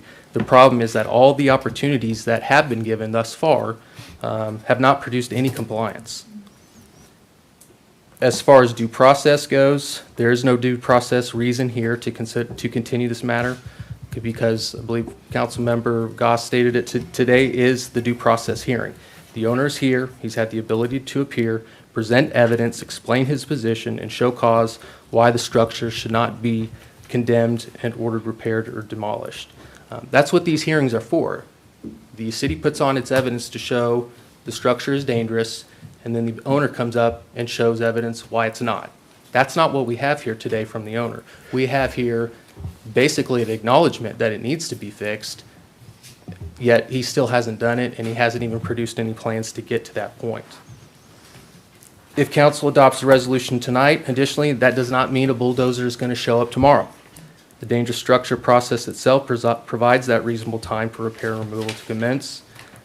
So what staff is asking council to reject is not due process. Staff is asking council to reject basically these indefinite delays, because at this point for staff, that's what it seems like. We've continued this over and over again. He's been given multiple chances to show some semblance of progress, and we continually don't have that. I believe at the May 5th hearing, the owner said he would have the plans within 5 days. Well, where did they go? Why don't we have the plans yet? It's just the same story over and over again. And the problem with this, because we're dealing with a dangerous structure, is it's putting the city in a position of liability, because we are fully aware that this structure is dangerous, yet at this point, it seems like we're prioritizing profits over the safety of people. His concern is, I'll lose money. But the city's concern is people could lose their lives. There's another building next to this building. If something happens with this one in terms of catching on fire, that building catches on fire, which, by the way, that building is fully compliant with the law. How fair is that to that building owner to lose his or her property and possibly the people in their lives to be put in danger simply because we have an individual here that just is worried about his profits? The fairest thing the council can do tonight is to proceed. Hear the evidence, make the findings, set a reasonable compliance period in the resolution, and require the owner to finally do what every other property owner in these positions have to do. There's going to be some other ones tonight. Are we going to set a standard or precedence to allow them to get a continuance over and over again? Because I don't think we've practiced that in the past. And so, again, we get an issue of fairness. Are we giving this individual special treatment compared to everyone else? So for those reasons, staff is recommending denial of the continuance. Again, it's not saying the building is going down, but we need procedurally to have the council approve the resolution that's coming up so that we can really put some teeth into making sure we move this process forward and we don't continue with the indefinite delay. Thank you. Thank you. I have, so thank you, Mr. Smith. You touched on a couple of things that I was planning to say, and now I don't have to say them. One of the things that I do want to point out that I think kind of turns this situation and makes it harder for us to kind of separate the company from the building issue is that the company was operating within the building, albeit without a certificate of occupancy, and then the building was made even more unsafe and structurally unsound because that south half of the that south wall collapsed. And that truly was the catalyst for this building because that's what drew a lot of attention to it. I mean, it was an eyesore from driving by. Anybody could see that half this building had fallen in. And I think that is really the jumping off point. But if we flip the narrative and if that building were empty in its current state, and Mr. Razier, or anybody for that matter, were coming before council and saying, hey, here's this building and I want to open up a business in it, and it's in this condition, points of egress issues, electrical issues, no working bathrooms, at least recently that I can recall, you would probably sit here and say, absolutely not, this building is not fit for people to be in, let alone for somebody to open up a business where they have other people coming in on their payroll and et cetera. So I encourage council to think about it in that way because for me, that's kind of the perspective that I think changed my mind in thinking about this because we are holding all business owners, all property owners to the same building code, to the same standard. It is the same for everybody. And although I know at one point last year, something that came up was, what's council or what's the city's liability in allowing the business to continue operating in such a substandard condition. And we were told that essentially that there would be no liability to council or to the city. But I think just moving forward, that becomes more questionable. I just finished a book called The Radium Girls about workplace conditions, and there's a real life safety issue here, and I know that has been brought up multiple times by Mr. Lady in all of his reports. And for a while, it was easy to kind of say, well, maybe there's an argument to be had that progress is being made, but at this point, and we're now months and months deep into this conversation, I don't think 60 days is going to change that conversation. There's still a life safety issue.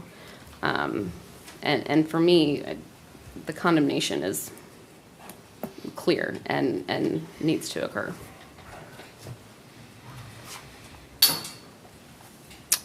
All right, council, have any more comments? Any more comments from the public on this agenda item?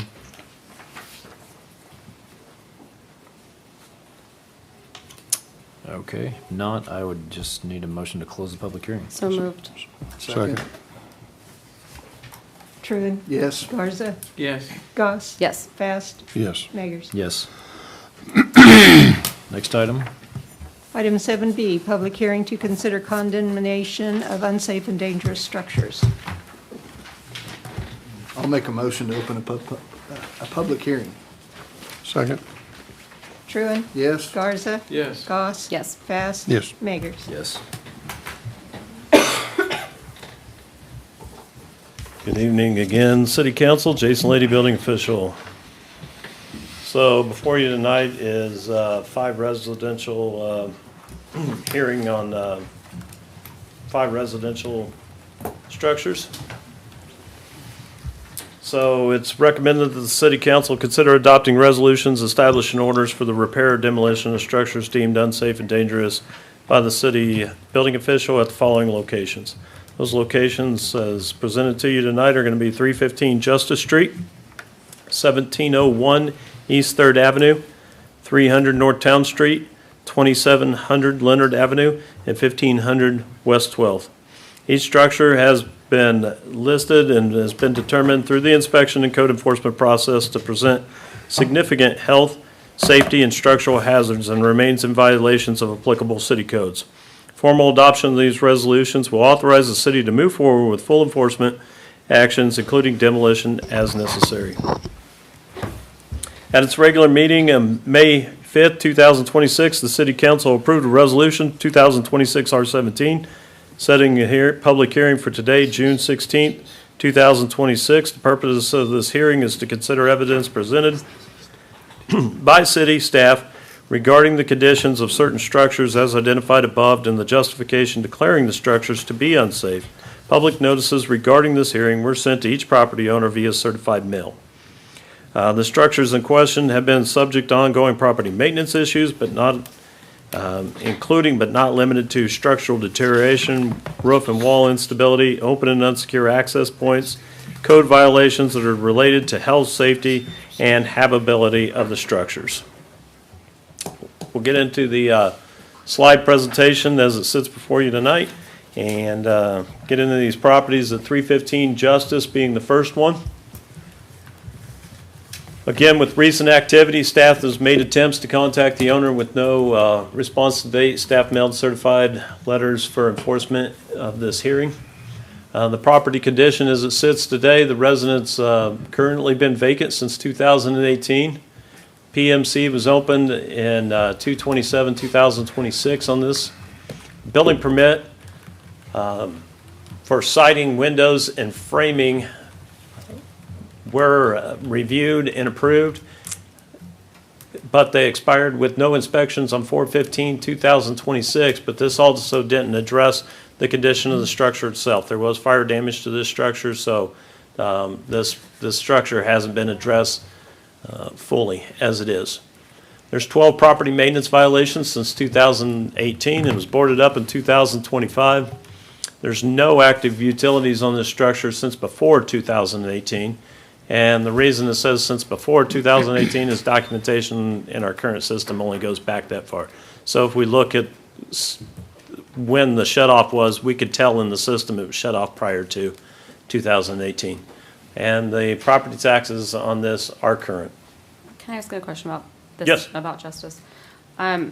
So under recent activity, it says that staff's made attempt to make contact with the owner, no response to date.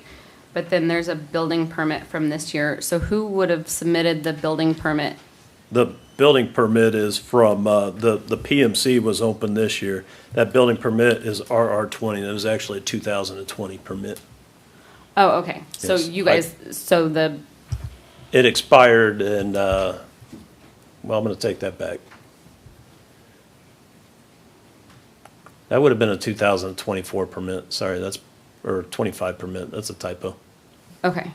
But it did expire in 4/15/2026. Okay, so So is this it was, that none of that work was completed, or you guys were just never alerted that it was completed and asked to come do an inspection? since we've never been asked to come do an inspection, and when we've never been asked to do an inspection, the work's been completed with no inspections.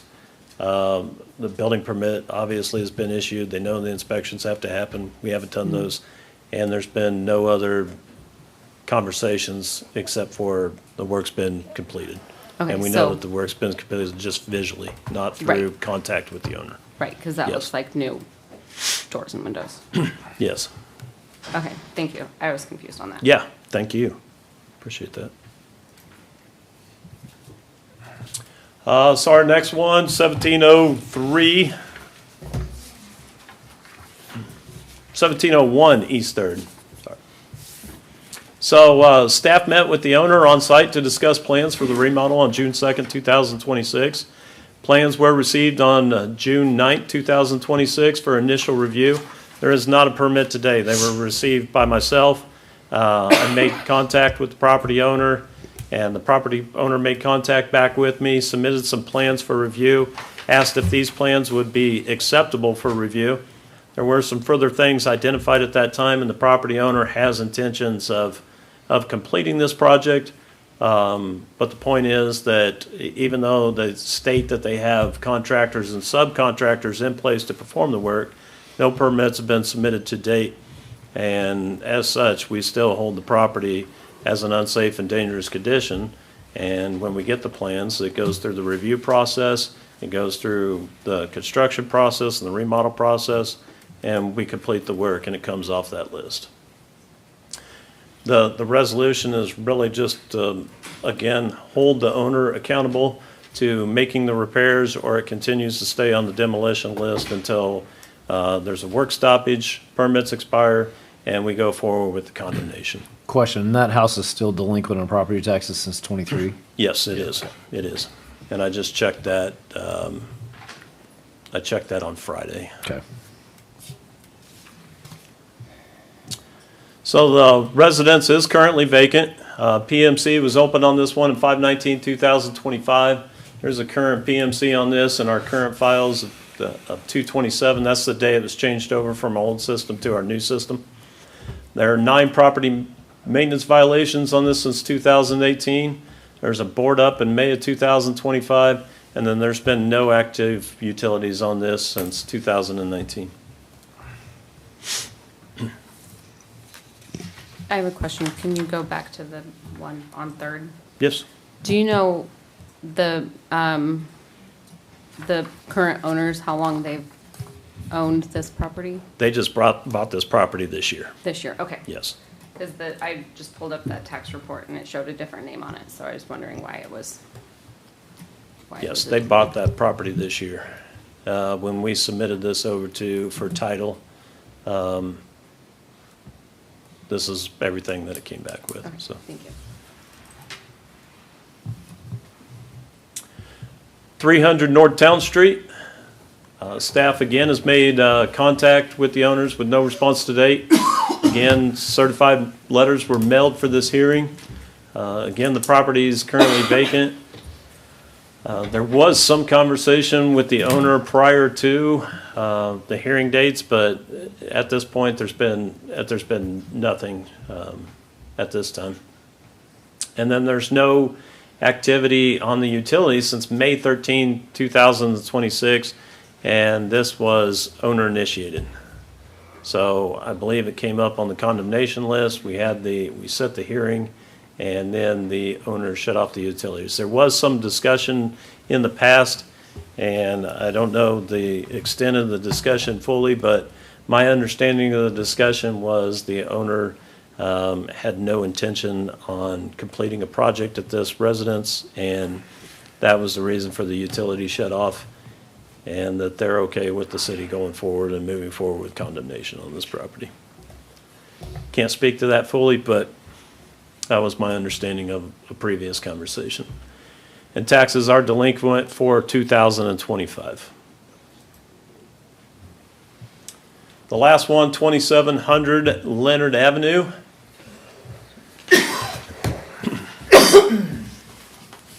Actually, the next to last one, 2700 Leonard Avenue. Staff again has made multiple attempts to contact the owner with no response to date. Staff mailed a certified letter for enforcement of the hearing, and they've been returned. So there's been no contact with the owner. The residence is currently vacant. PMC was opened in February 27th of this year. There's been 11 property maintenance violations since 18. It was boarded up in 2025. There's no active utilities again on this since before 2018. Delinquent since 2022 on the property tax, and there's also abatement fees on this property in the amount of $5,512.08. Any questions on this one? And then the last one, 1500 West 12th. This was dismissed from court in December of 12th of 2025 and reopened as a condemnation. There was no progress being made through the municipal court system with this property, so we requested the judge remove it from any proceedings. The judge did, and we proceeded forward with the condemnation process. Staff has made attempts to contact the owner again with no response to date, mailed the certified letters. They have been returned for this property as well. The residence has been vacant since 2022. It is believed that the owner may be possibly living there at this time. There's fire damage to the interior of the structure as of May 2023. There was a PMC open on this property in September of 2023. The current PMC in our current system, as that's been rolled over, is 2/27/2026, and that was just to provide the case information there. Property maintenance has had 14 violations since 2017. There was a board up in May of 2023. We also completed a second board up in August of 2023. There's been no active utilities on the structure since 2022, and taxes have been delinquent since 2024. I'll stand for questions on any of these properties. On the West 12th property, do you know, it looks like they have a fairly new roof on that property. Do you know when that? I do not know when that roof was put on there. I did not see any active permits or any permits in the system. So it could have been done without a Stacy, you permit. talking about 1500 West 12th? Yeah. Yeah. I don't know about the roof, but I can tell you the inside's terrible. Yeah. So I wouldn't know what the date of that roof is, whether it was completed with a permit or without a permit. Right. Yeah. Yep. But I know sometimes that's indicative of somebody intends to do something inside, because of course you're not going to do anything inside if it's not sound on top. So maybe that's not the case here. Council, have any more questions about these 5 properties? Nope. I was going to say the one that just got new owners. Yes. I guess. I was checking to see if there's anybody here to speak on that, on Yeah. any of these properties, I guess to start with, so. Well, I guess my concern is do we want to leave that one on this list, or do we give those people, I mean, they bought it June 9th, or you talked to them June 9th.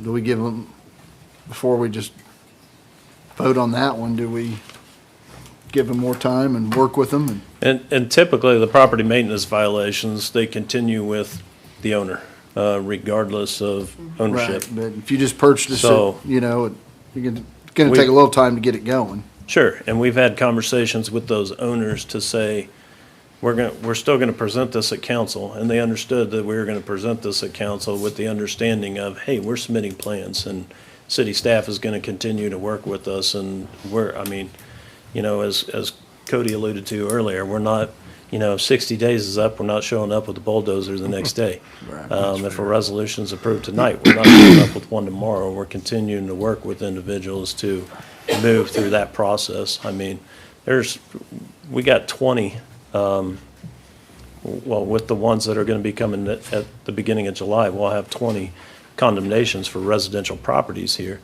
And those are going to take time also to go through that process, to actually go through the demolition process, not just, so if someone were to come forward, and I would say this process is working. In the third set, in the second set that I brought to council, we have 4 that are actively pursuing. Out of the 5, we have 4 that are actively pursuing getting remodels done on the property. So I would say this is working, and that's what we need. I mean, we have 1,000 units throughout the county that have been identified of we need 1,000 units, and that includes our existing housing stock. So if we have this existing housing stock and we're going through this condemnation process and we have these orders to either raise or repair, then it's producing results. If we condemn 40 properties throughout a year, just throwing a number out there, if we condemn 40 properties throughout a year and 30 of them get fixed, we're adding to that housing stock with what we already have in the city. So I think it's working, and we've had conversations with these owners, and these owners understood that that would continue to be on the condemnation list. And then if any time work stopped, permits expired, we'd have that conversation again. If they couldn't get anything in place at that time, then they understood that we would move forward with the condemnation. And Darren, I think from a policy level standpoint, it gives staff a clear understanding that we expect these to continue to be monitored, because if we do take a parcel off of the list, just like we did with the worm farm, for instance, then I think that's where council's expectation becomes a little muddied of, okay, so does council want staff to move forward with accountability? Do they want a 60-day timeline to still be held to, or is there a different timeline or a different expectation? So for me, I agree with Mr. Lady's assessment that leaving these properties on gives staff a clear direction of how to proceed, and I think it also removes some of the question from the owners too. If I were an owner, I would, you know that you have a very formal condemnation to work with.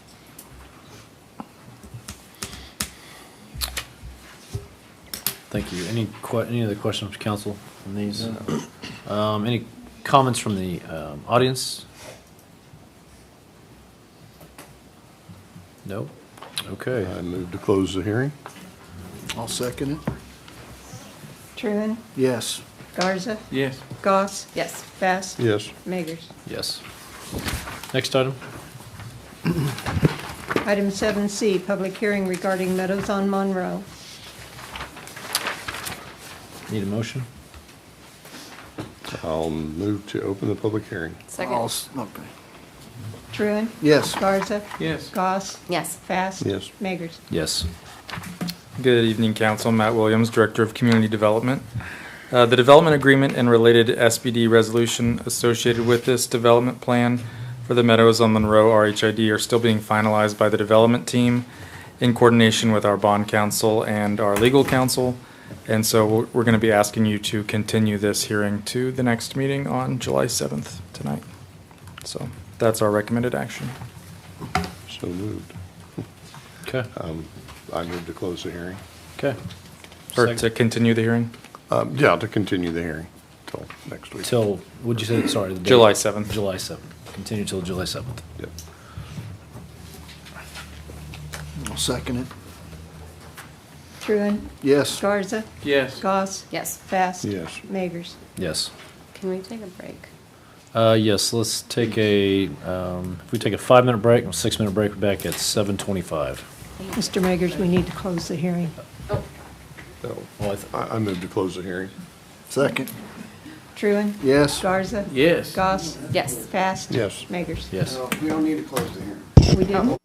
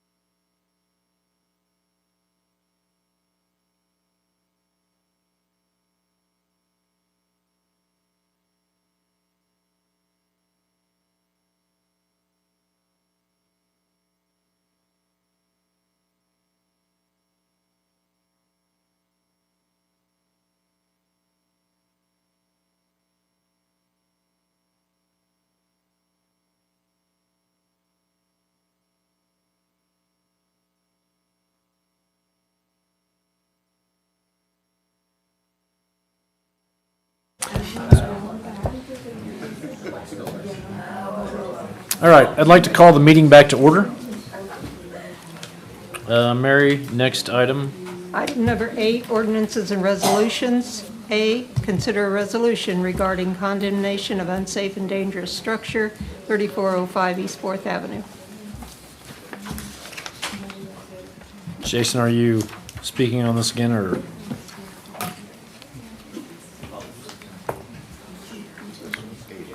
8A for the resolution.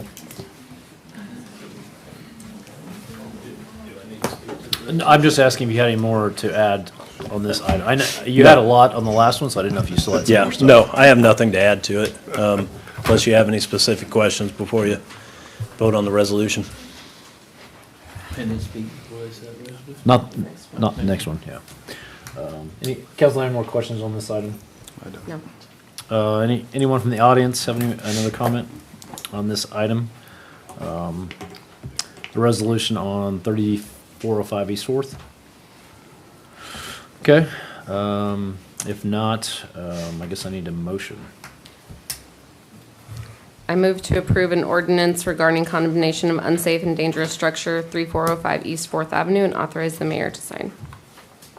Oh, I'm sorry. Yes, that's the one I meant to read.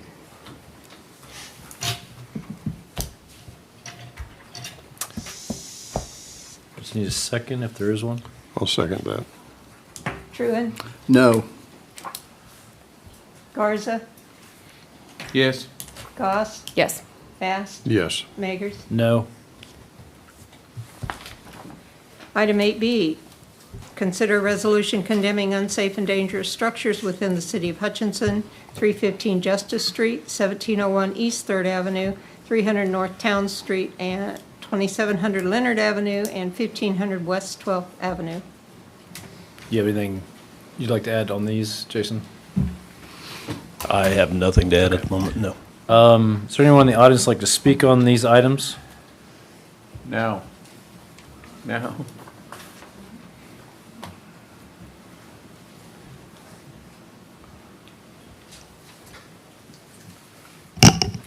Good evening, council. I have the owner for 315 Justice. I just met her. She did not know what the paper was stating because she needed it translated. And so I'm asking the council in the city of Hutchinson to provide the option to have information disclosed in Spanish in a language that they understand so that they can move forward and understand the process.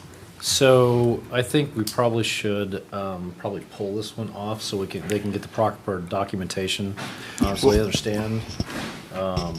Mayor, which property does this involve? This is is it the one on 1500 West 12th? Is that it? 315 Justice. 315 Justice. Yeah. That's what I thought. Respectfully, I disagree. I think that we should move forward with keeping the property on simply because of the condition of the property. I believe that the language barrier does create an additional burden on our part, which I believe we can accommodate. But I feel most comfortable keeping the property on the condemnation list simply so that staff is able to track progress in the same manner that they're tracking the progress for all of the other 40 properties. And you can take your time to explain that. Dice que quiere dejarla en la lista para que por lo menos puedan tener progreso y ver cómo sigue el progreso de la casa, porque en este momento el progreso de la casa no enseña progreso y tampoco tiene utilidades. Gas, agua. Sí, el bill de la luz sí lo he estado pagando. Okay. Igual los taxes. She said she's been paying taxes and the water bill as well. Pues sí, agua no, porque no hay función. Not the water bill. Ajá. ¿Cuál era? O sea, Eléctrico, gas, o no, la luz sí se paga, pero electricity was being paid, pero not gas water. no. Okay. Pero sí entiende que la razón por qué quieren dejarlo en la lista es para que puedan comunicar con usted en español lo que se necesita y requiere para poder seguir adelante, para no condenarla. Sí. ¿Sí está bien? De hecho, nosotros sacamos los permisos y teníamos hasta agosto, Okay. pero recibimos esta carta y no sabemos si, pues, dijeron que ya no está habitable. They said that they pulled permits for until August, but then they received this letter. And so then they are concerned as to what was needed or if they can continue to work on it with that permit that was pulled, that they have until August. Can Jason come up and speak to that and you can translate back? Would that be Sure. okay? Sure. Okay. So the permit in the system shows that it expired on April 15th, 2026.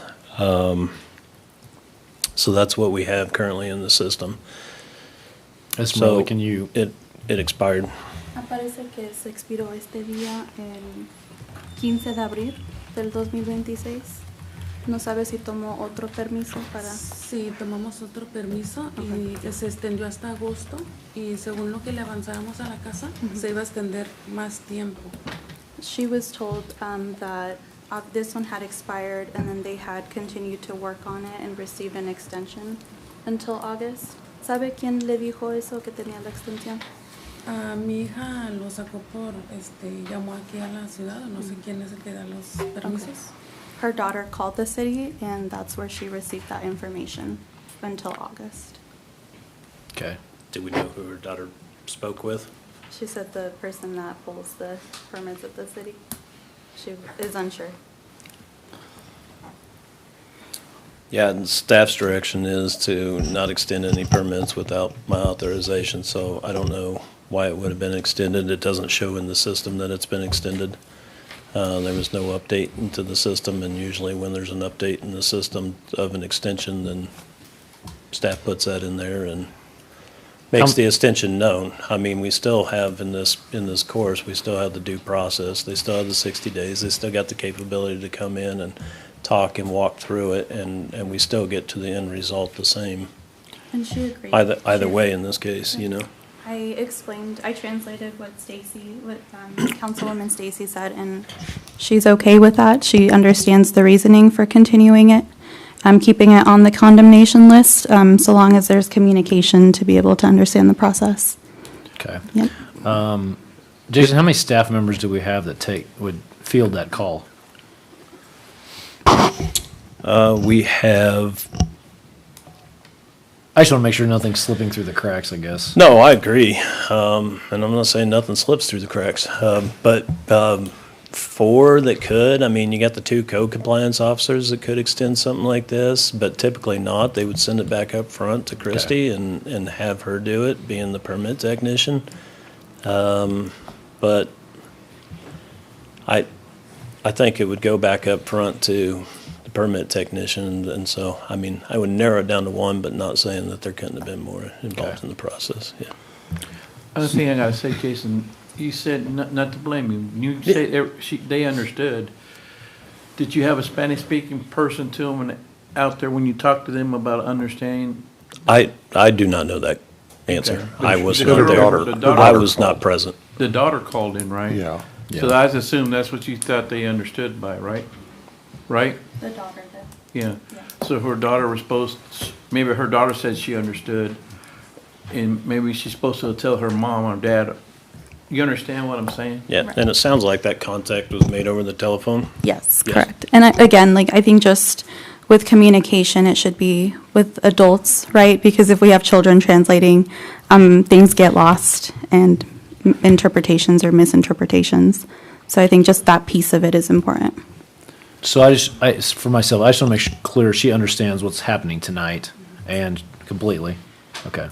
So the question I have, do they intend to work on it? Because there has been no work over there for several years. Están preguntando si van a estar trabajando en la casa, haciendo trabajo para tratar de asistir. 315, or Sí, 3. nada más que quería Yeah, Justice. Preguntar que pues si ya no hay una solución, ¿qué tendría que hacer yo? Si la van a demoler. And that's the new No, one. la demolición no está en este proceso. She's saying, is it demolished after this meeting? I said, no, correct? 'Cause Yes, that's it's not, no, correct. there's a 60-day, did we put a 30 or 60-day? I think we put a 30-day in this one.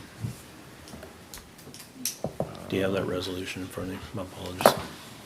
There's no date on that. But there's still a 30-day process for them to come in, and there's a time frame in the documentation which says come in with the next 30 days and present plans and all that, and we'll help walk them through the process completely. Okay. Yeah. Dice que aunque pasa aquí en esta lista de condenación, no quiere decir que la van a demoler. Quiere decir que tiene 30 días de hoy para poder hacer algo. En la casa le van a dar pasos y dirección para poder hacer lo que necesita hacer si quiere salvar a la casa. Pero, por ejemplo, 30 días, pero si no puedo en 30 días, ¿qué pasará? She's asking what would happen if she couldn't do it in 30 days. It's not that the construction would have to be complete within 30 days, or the work would have to, we just need that communication, a set of plans, and then start having that discussion, and then there would be a reasonable expectation that if they did pull a permit, they have 180 days from the time they pull the permit, and if the permit expires again, then we would have the 30 days from that time frame to demolish the house if they could not continue. And Esmeralda, it would be worth sharing too that we've placed properties on the condemnation list in the past, and if they've made substantial progress or like real good faith efforts, we've pulled them off. And so that, just for her comfort in knowing that we're going to work with her, Right. you know, so if she showed progress, we'll work with her on that. I would further say, why don't we just pull this off? There's clearly an ongoing problem with Spanish-speaking folks and the interaction they have with our city.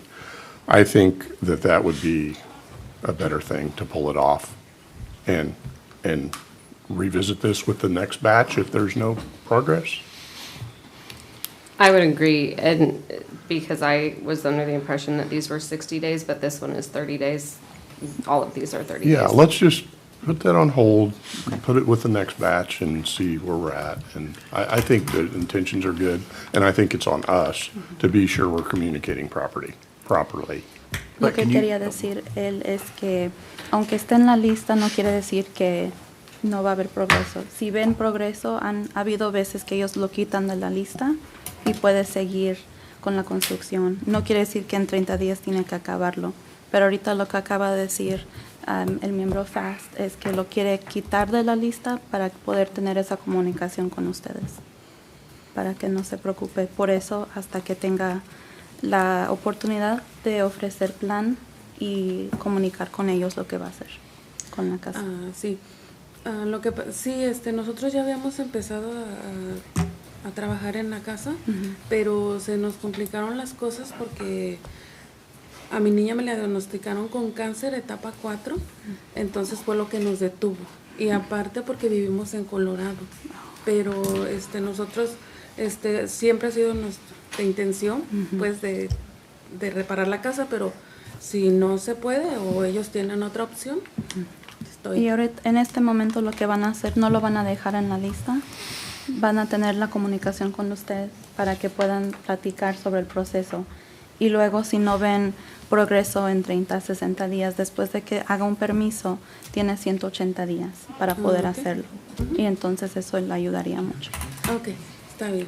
She stated that, so because they are in Colorado, they have every intention of working on the house, and then their daughter was diagnosed with stage 4 cancer. And so since then, they've been working and trying to ensure that they could facilitate not just the conversation, but being able to uphold the house and bring it to a standard that is livable. Jason, what's their next step? I know that permit expired. What would they need to do to get that permit reinstated, I guess?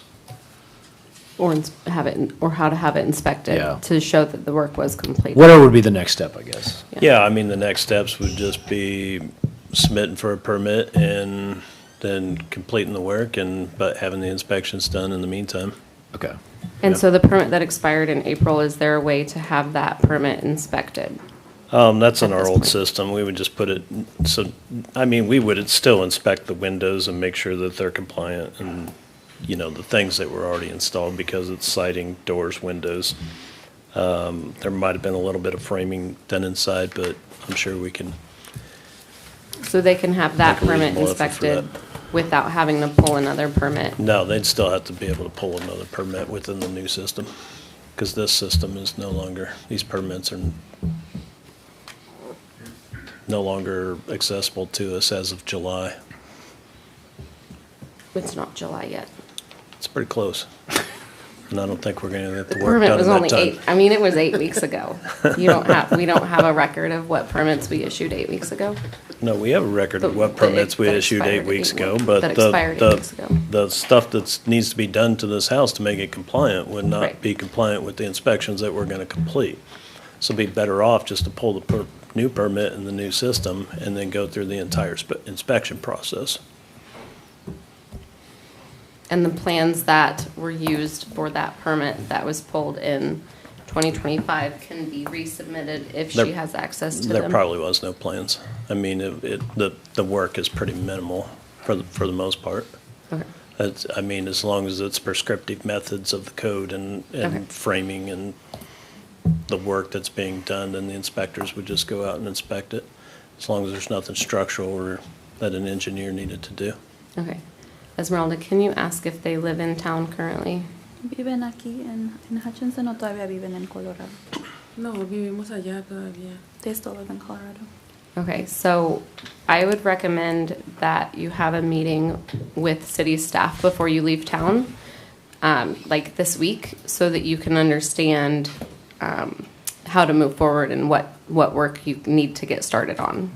Ella recomienda que platique con alguien de la ciudad, como el señor aquí, antes de que se vaya. ¿Va a estar aquí esta semana o cuando se va a ir de regreso a Colorado? Mañana. Mañana. Pensábamos regresar. ¿A qué hora se va a ir mañana? Pues pensábamos en la mañana. ¿Podrían pasar aquí a hablar con ellos antes de que se vayan?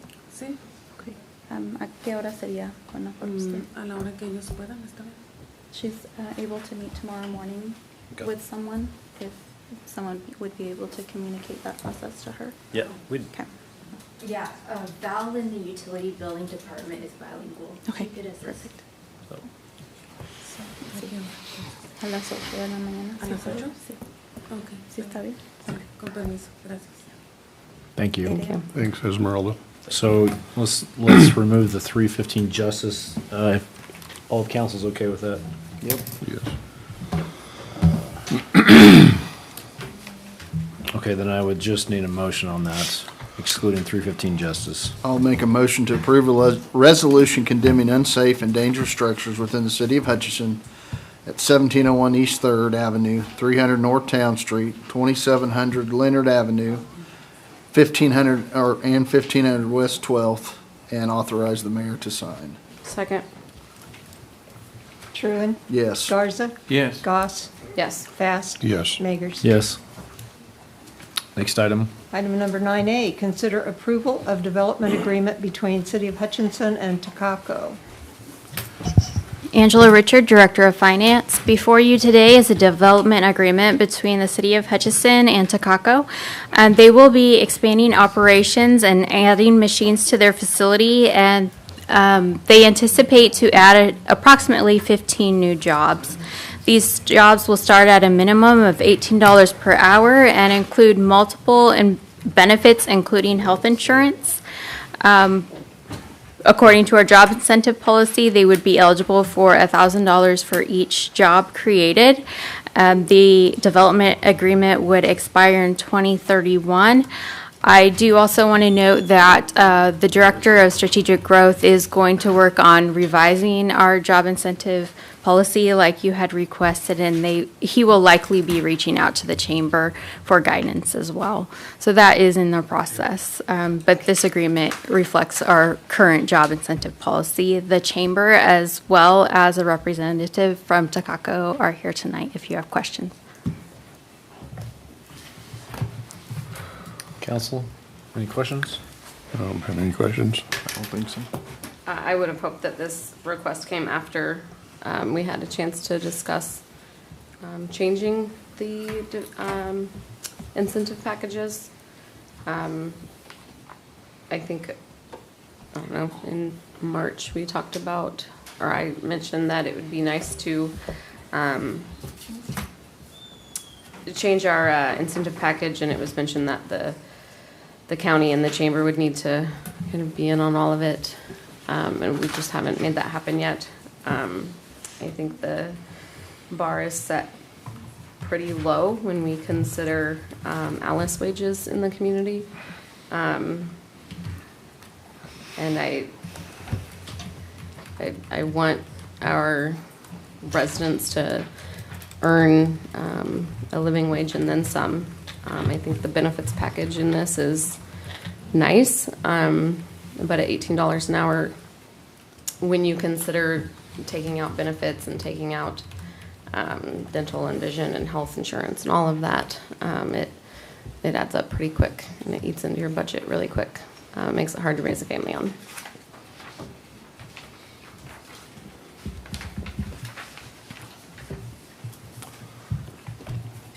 Well, I think that we've had a company come and ask us to use a policy that we're currently using.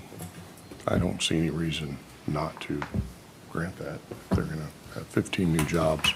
I understand, but Stacy, these things could take months to work out. I don't know, has the county even done anything with theirs yet? They did not approve Superior's Yeah, I know they last didn't one. approve that one. They have a letter of intent. We have a letter, or they have a letter? The county has a letter of intent. With Takako, from Takako.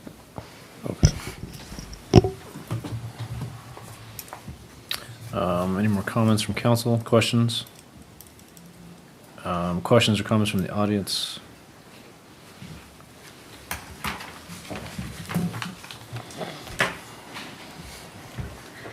Good evening, Smallville City Council, for tonight at least. My name's Lauren Storm. I'm with Greater Hutch Economic Development Partnership for both City of Hutchinson and Reno County. And we've worked closely with Takako and with city staff to develop this agreement, and just wanted the opportunity to give you a little more background and context. With me, I have Bill Coonsey, for president with Takako America Company, Inc. And while starting wage might be at 18 an hour, the jobs that are added can range up to 22 plus an hour. Their hiring process kind of accounts for that entry level wage, a vetting, kind of a viability period, and then quickly moving and assessing those employees up through possibilities and potentials through their company. They are growing very quickly and have a need for these positions, so they've already actively started hiring. The chamber admitted a letter of intent both to Reno County and to City of Hutchinson on April 1st, and so we look forward to those discussions about wages and kind of assessing that against the growing needs of our economy and our workforce as it is. But I'm not going to take all of Bill's thunder. He is the expert, but wanted to just let you know that Takako America Company has had its U.S. headquarters in Hutchinson since 1990. Yet another great example of a long-standing company in our and an exporter in our industrial makeup, and they were the first in the world to mass produce component parts for axial piston pumps to be provided to OEMs, or the original equipment manufacturer. And in addition to Hutchinson, they have locations in Singapore, Kyoto, and Vietnam. So to talk a little bit more about benefits provided and some of their plans and growth right now, I want to pass it over to Bill. Thank you, Lauren. Thank you, City Council. I do want to address Stacy's thing. The $18 is actually what's in your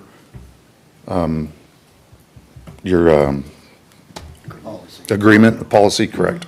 And we actually start higher than that. Our minimum wage right now is 19 to start, and we have a very aggressive raise schedule at our place. We do start people out as temporaries to vet, as she said, and within 90 days, if they've proven they're capable of doing the job and doing it properly, and sometimes before that, we hire them onto our payroll. After the first month, you get a 20-cent raise, second month, a 20-cent raise, the third month, a 20-cent raise, and every 3 months after that, you continue to get an automatic 20-cent raise. So after your first year of starting, you're already making $1.20 more an hour than what you started at, and after 2 years, you're $2 more an hour than what you started at. Typically, bring them in at 19, up to 24, 25, depending on what skill level they're at.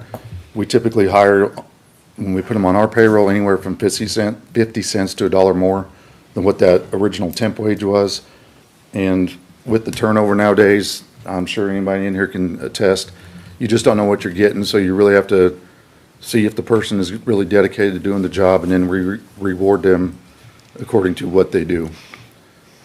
Talking about our health insurance, there is some of that comes out of the employee's pocket, but we pay 80% of it. We cover eye, we cover dental, health, prescriptions, all that type of stuff. We carry life insurance on all of our employees. It's a double indemnity. We have short-term, long-term disability.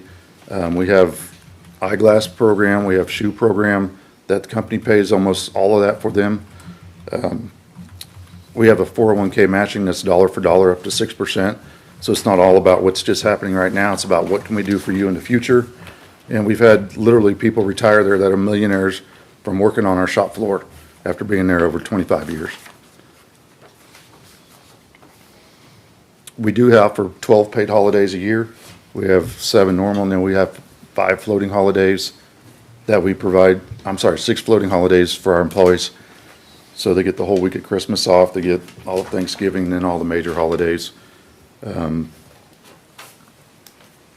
What else we got?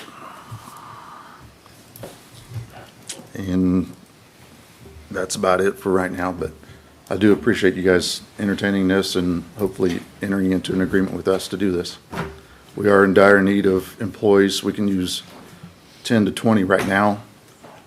As she mentioned earlier, we've already hired some. We put 4 onto our payroll last month. We've got 2 or 3 more that are going to be coming onto our payroll next month, and it's just going to be a progressive process until we get all the positions filled. Thank you. Thank you. Thank you. Any questions, council? One question. Is your people, the people, hate calling people, the one to come in and apply with jobs with you, do they have to have some kind of skills, or will you train them? We completely train from scratch. Okay. We can take, no disrespect, but we can take a fast food worker that doesn't know anything about manufacturing and train them from ground floor up. We have a very extensive training program where there's many documents that they have to go through, as well as the actual on-the-job training and prove proficiency to their trainer and then to the supervisors. Well, I just have to say thanks for the investment into our community. We really appreciate that. So if there's no other questions, then looking for a motion. I move to approve the development agreement between the City of Hutchinson and Takako and authorize the mayor to sign. Second. Truen? Yes. Garza? Yes. Goss? Yes. Bass? Yes. Magers? Yes. Thank you all. Thank you. Thank you, Next sir. item. Item number 9B, Woodie seat update.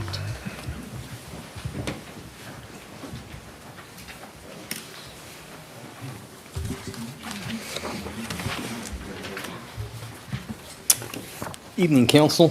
Cecil Weibel, Director of Public Works.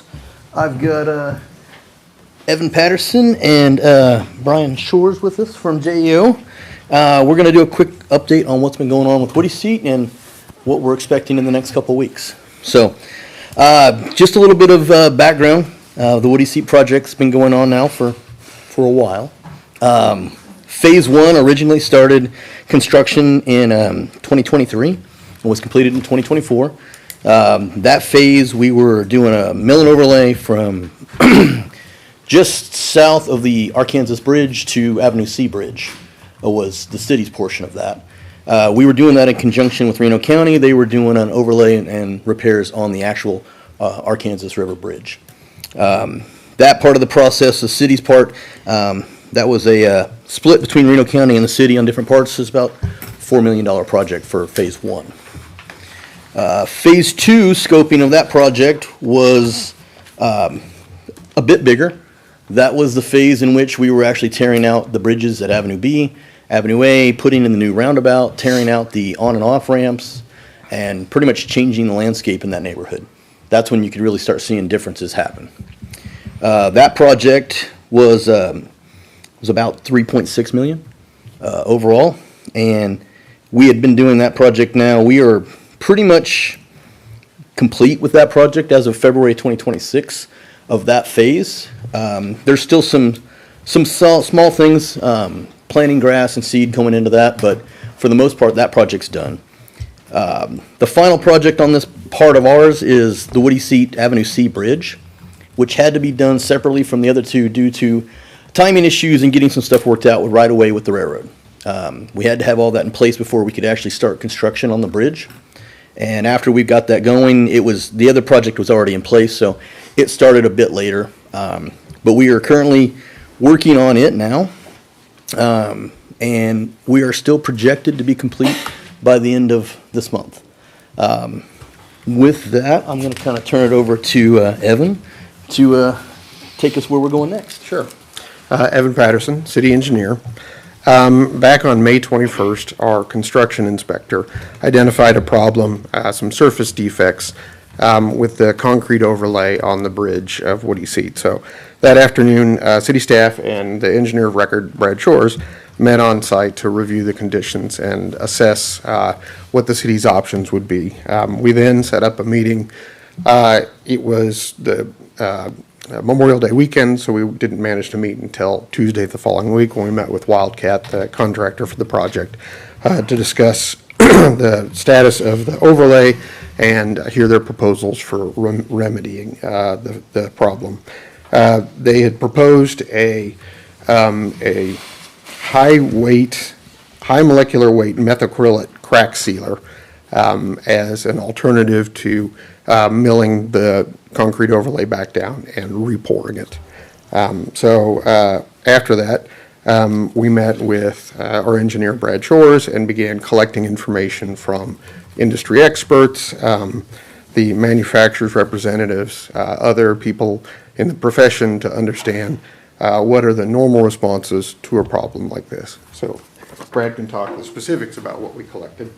Yeah, so this was a pretty unique situation. I do want to say that Wildcat has a good reputation. I mean, I've been doing bridges for 26 years, and usually when they get a job, you feel real good. And they're embarrassed. They've acknowledged that to me twice, personally, about what happened. And they have been a good partner, in my opinion, through this process. So maybe real quick, what is an overlay to a structural engineer? The concrete overlay is, for the users, it's the driving surface. But for us, it's one layer of protection to our slab and where our reinforcing and our real structure is. So it's less structural, it's more protective.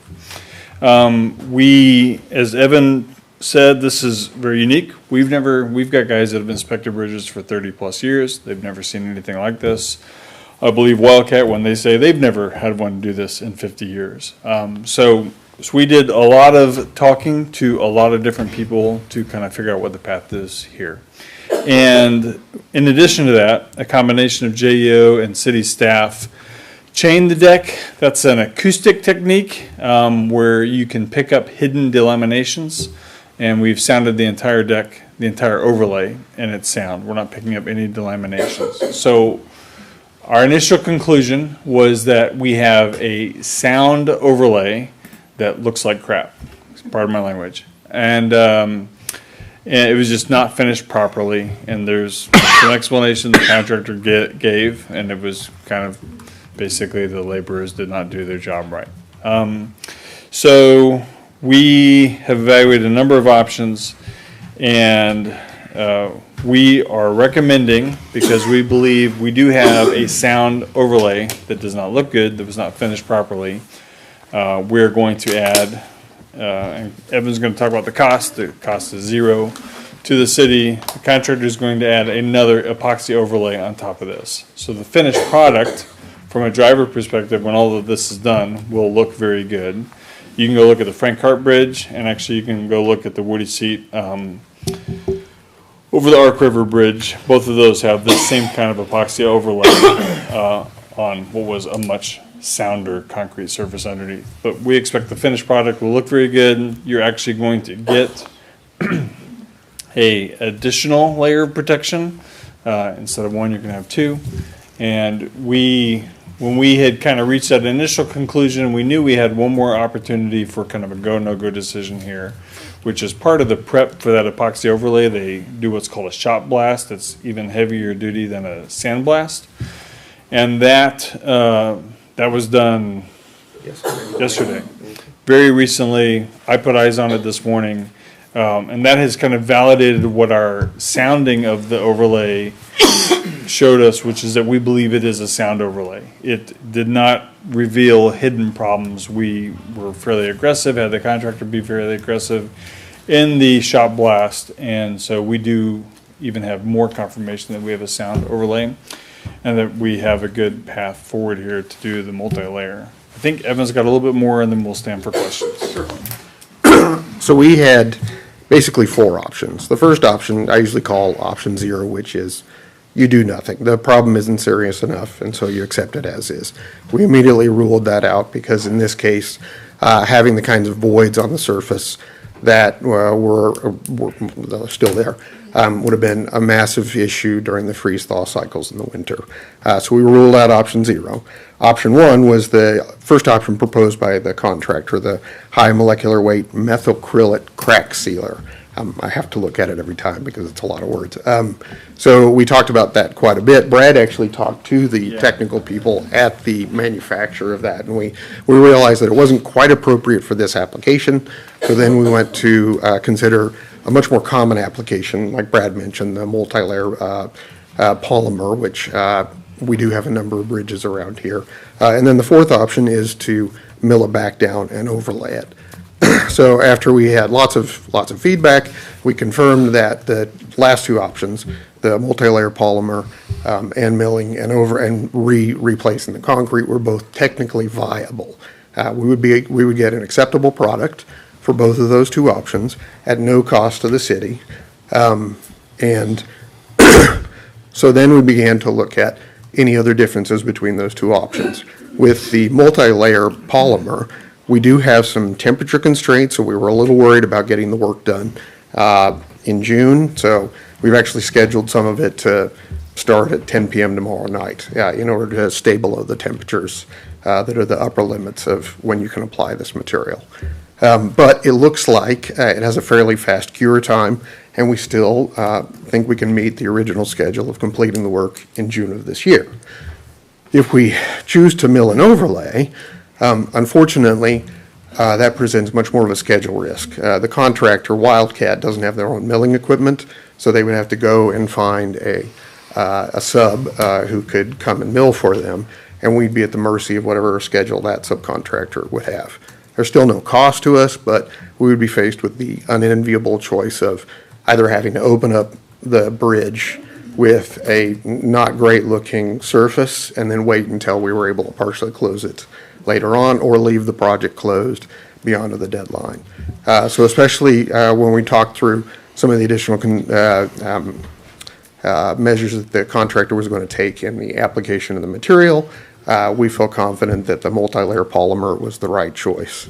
And so we provided the direction to the contractor back on June 3rd, and they've been proceeding along that route. As Brad mentioned, they shot blasted yesterday, and we achieved the desired roughness, and then they began laying the first set of material into the voids today. They stopped fairly early because it started to heat up, so they're going to continue that work tomorrow morning. There's also one longitudinal crack that we noticed in the bridge, and they're going to apply a low viscosity sealant to that crack, I believe, tomorrow as well. And then we'll be ready to do the final layers, because I think there's 2 layers on the entire deck from the multi-layer polymer Wednesday night and Thursday morning. So with any luck, we'll be able to see it finished Thursday. So to conclude on the remaining work, we have the work that I just discussed on the overlay itself. Now we are a little shorthanded in engineering. We're down to 1 inspector, so we do have JO providing a second inspector during the night work to make sure we have coverage if it goes a little longer. So we will have 2 inspectors on site through that work. And then we have a number of other items we need to wrap up. We need to finish some of the striping on the bridge itself. So once the overlay is done, we'll do the striping on the bridge. We have some guardrail we need to finish there as well. And then we should be able to open up the bridge. We still owe the completion of the multi-use path around the Woodie seat and then some landscaping that's in the scope of this. And then we should be able to claim the project's complete after many, many years. So with that, do you have any questions? The warranty, same, better? Oh, okay, so And yes. are we getting a better product? It was mentioned, maybe this could even be a better thing. I'll let Brad talk about the quality, but the warranty originally on this was for 1 year, plus a possibility of extending for another year if we found defects. So any defects that we discovered during the first year, that would get a year after that to identify any problems with the fix for the defects. So now we have a 2-year warranty with that same possible extension of 1 year. When we talk through the failure paths for the multi-layer polymer, a lot of this has to do, at least early on, with the failure of the material to bond to the concrete overlay, and that typically shows up in freeze-thaw cycles. So a full 2-year warranty gives us 2 winters. As we know, sometimes Hutchinson's winters aren't that cold, so that gives us an additional year to get the kind of cold weather that would expose the sorts of problems that occur with this product. And then we'd have a year after, if we had to patch anything on that, we'd have a year after it. The life of the material is about the same as for the concrete overlay. We're looking at probably about 10 years, from what I understand, and Brad can talk about the quality. Yeah, so are we gonna end up with a better end product? I would say, full transparency, that's been a debate. I think what Evan said earlier is a good way of putting it. We felt like when we narrowed it down to those 2 options, we had 2 good options. Maybe the kind of the final decision for me was, is it warranted to remove something that is sound, but was not finished properly? We're going to get an additional layer of protection, quote unquote, for free.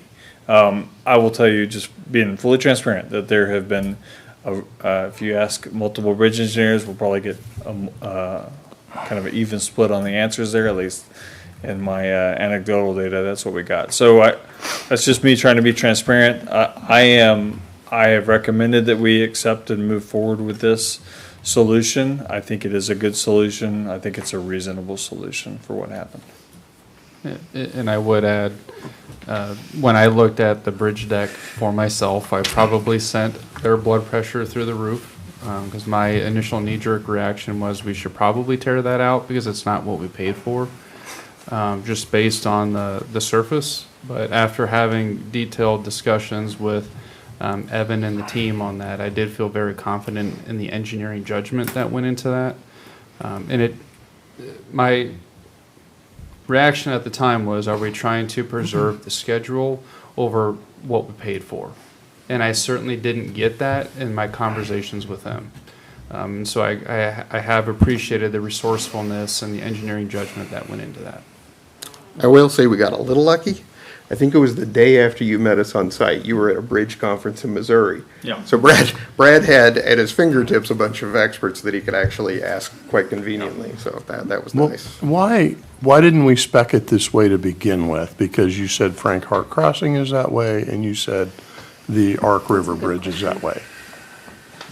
Well, because that's extra cost. I mean, it was already an expensive project. So if we had spec'd it that way from the beginning, now you're going to pay for a concrete overlay, and you're going to pay for a brand new multi-layer polymer, the epoxy overlay. It's got a long KDOT name that I usually use.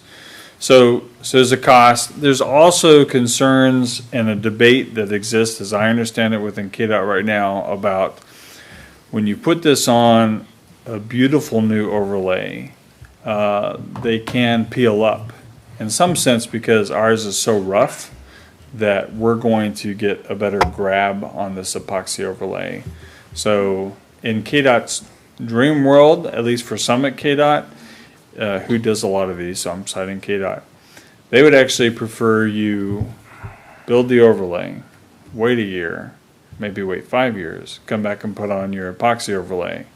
But there's a huge traffic hit, when you do that. So that's why it's not done. So that was kind of I like it better when I'm not, I'm speaking to stuff I'm not doing That's for a okay. living, because I can keep it simpler, but there's reasons why we didn't do it. It was an option we could have, but there's, cost benefit stuff we're thinking about. I appreciate the report, and I appreciate you allowing us to have another hearing tonight about bridges.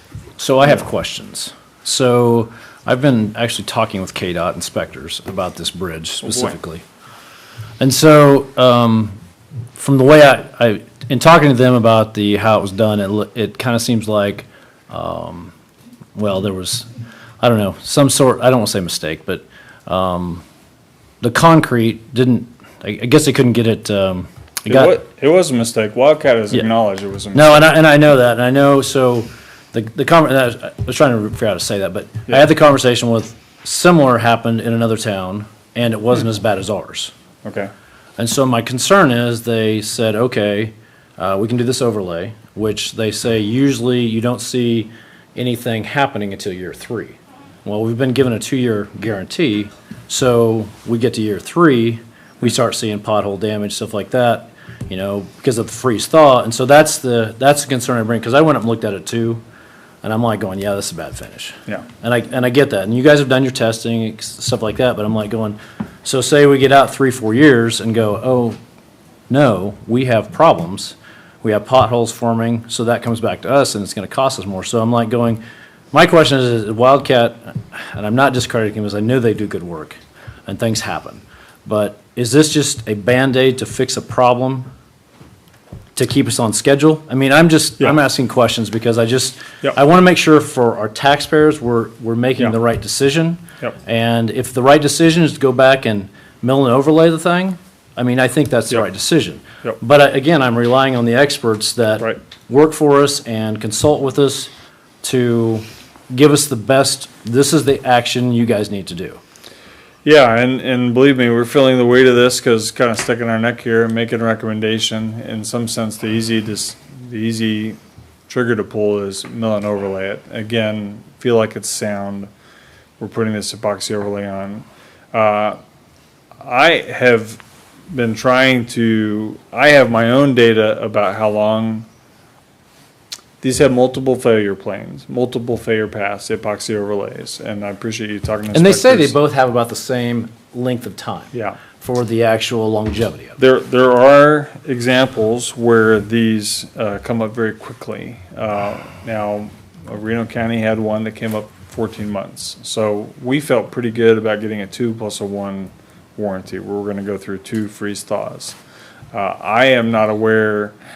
There's another agency, I don't want to call out another agency, but they did some in-house and they pulled up very quickly. So I have a number of data points where these, if they're a Band-Aid that peels off very quickly, it is very quickly, and we're within that 2-year window. So that's the time frame that I've been operating under, because that's all the data that I have. Did that answer your question? Yeah, I mean, I've just had 2 very lengthy conversations about this bridge in regards to that, and I'm like, okay, if they can come up with a reasonable solution to fix this problem, fine. But I want to go, okay, that warranty should be extended out more than 2 if we might be seeing issues in 3 and 4. To protect us in our investment. I mean, we've invested a lot of money into this project, and we don't want to be 3 years down the road and go, oh, we have potholes now. So that's that's just my concern. Are you sure you haven't been sitting in on our discussions that we've been having internally? Well, you never know. Yeah. Mr. Shores, would the original product have been warranted any differently than 2+1? Yes, it would have been 1+1. 1+1, right? Yeah, so we have an additional year. Additional warranty. And some of this is tricky too, because at some point you have to allow the contractor to be relieved of the obligations of the warranty. I mean, ideally, we'd get a lifetime warranty on our products, but at some point, it's just, that's not realistic. And if we're talking about failure curves, it seems like this particular product has a bathtub failure curve, which is something where you see a lot of failures happening in the first portion of its life, and then it's mostly reliable. There's some loss. Interestingly enough, there's some loss of, it has some anti-skid properties, which are really great for people in Montana, probably not as important for us. That stuff fades out pretty quick. But then it's a reliable product until it starts getting towards the end of its life, and then you see the failure rate spike up really high. So it's really, the question is, how many years do you need to cover that initial part of the bathtub curve? We can ask Wildcat about extending it to 3. We'd actually talked about that a bit internally.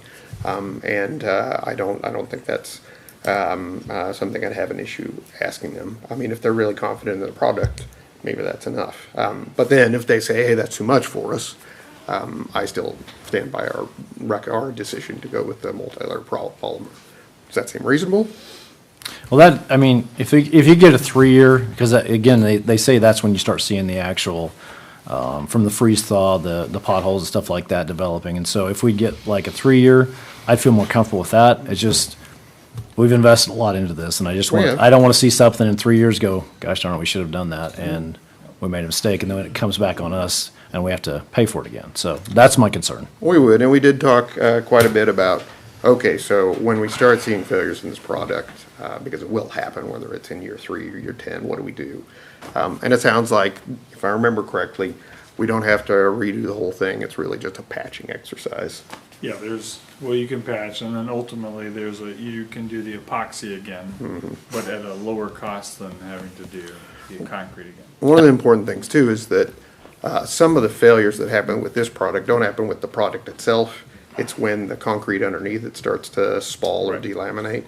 And that is a failure path that here we're pretty confident we're not going to see it, because we did a lot of checks on the integrity of the concrete itself. I think we're confident. Yeah, and another data point there, like you can imagine, we have been very scrupulous with the contractor on making sure we're following all of the procedures for putting this new epoxy overlay down.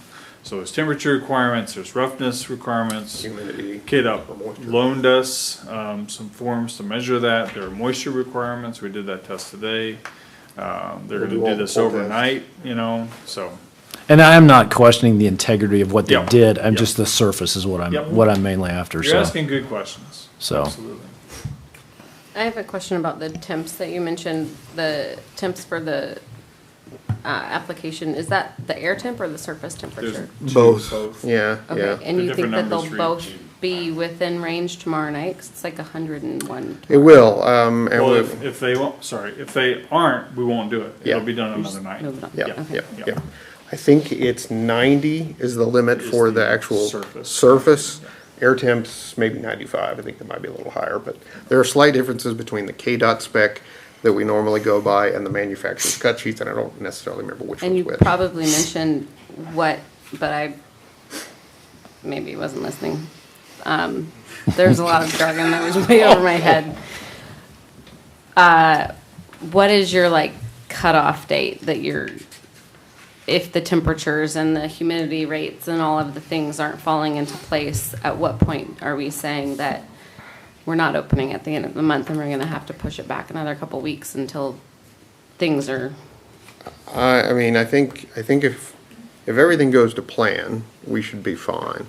But if we notice problems with the pull test, which is basically it's when we have these little samples of the material to the side and we have a little thing stuck in it, and we literally pull on the material to make sure it's stuck to the bridge as much as we want. If we have issues with that or with any of the other items that the inspectors are going to check, we're going to have to consider what we'll require, which may be at that point talking to them about either reapplying it or milling it down and re-overlaying it, and that would probably have an impact on the completion of the project. And Wildcat has done a lot of these epoxy overlays, so if they think they're going to hit temps, and they're very aware of the temp requirements, so if they think they're going to hit temps when it's supposed to be 1,000 degrees tomorrow, if not, based on the 10-day forecast we see, we're going to find a day where we can get to the temps needed to hopefully still hit the June timeline. And it doesn't take long to cure, which is it's a nice very thing about it. Right. You made a comment that, what are the two bridges did we put this on? Three, and which, and why? Well, the county put them on. So Frank Hart was put on 15 years ago. Frank Hart of the Ark River, just by Cary Park there. And there's two spots where that's come up. That's held up incredibly well. So that's the dream scenario there. And then the one on this road over the Ark River. So Cecil talked about the very first Woodie Seep project that was a joint city-county. And the county's portion put one of these on that bridge. Also fifth over the Harsha. That's right. So the city did do one fifth over the Harsha 2 to 4 years ago. We also did, the state did Woodie Seep over F when they replaced it before they gave it to us. Oh, okay. I didn't, okay. So even Woodie C over F, so there's 4.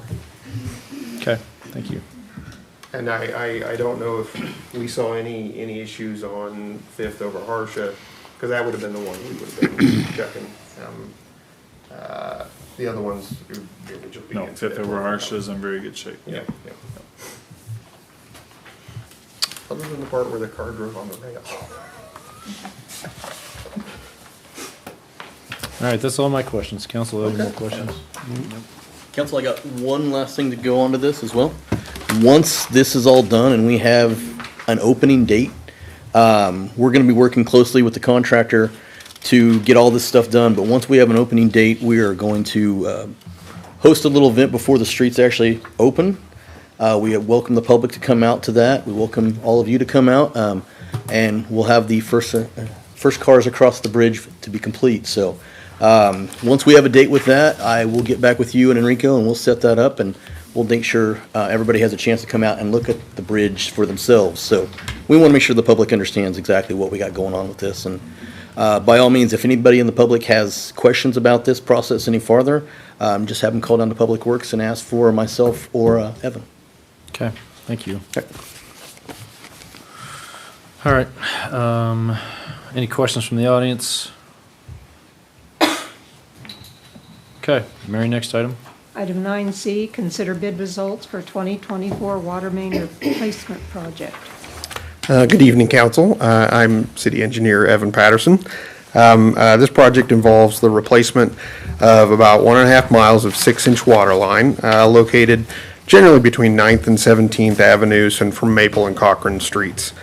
These water lines are some of them over 100 years old, dating from early 1920s to early 1960s, and we've had a lot of main breaks in the area, around 80 in the recent years. So these are a high priority for us to replace them so that we can reduce some of those expensive operating costs. The project is anticipated to begin midsummer, and that's based on material availability, and has a substantial completion date of April 30th, 2027. And the City of Hutchinson engineering staff and JEO Consulting Group jointly designed the project. We received 4 bids that were opened on May 26th, and the low bid was submitted by Ward Davis Builders in the amount of $1,061,317.25. And this is below the engineer's estimate of $1,459,952.00. We reviewed all the bids that we received and the unicots, and we found that the submitted prices were in line with market expectations. We believe we have a very favorable and competitive bid for this project. Ward Davis Builders has worked with us on multiple projects for quite some time, and they currently hold our concrete maintenance project. They're based out of Hutchinson, and all the major subcontractors are based out of Hutchinson as well. They have diverse experience, and along with their subcontractor, Ty Contracting, have ample experience to perform this work. We're excited that Ward is moving into another sector of work for us. He's done lots and lots of concrete stuff. This is his first water line, so we're really excited about that. And we recommend that the council approve the low bid and award the project to Ward Davis Builders in the amount of $1 million, $1,061,317.25, and authorize the mayor to sign. Do you have any questions? I have a question. So you wrote, or not you, but somebody wrote this SRF in 2023. Yes. And our estimate then was 1.4 million. Correct. And so I guess my question is, like, there's such a swing in the dollars that are in this presentation. So, and it's like 3 years later. So how did we get, and now Ward Davis is saying that they're going to complete it for just over $1 million. Yes. Which is a lot cheaper than we thought it would be even 3 some years ago when we applied for it. So why is there a difference here? I think that's a very good question. I don't know if Ward wants to talk about it.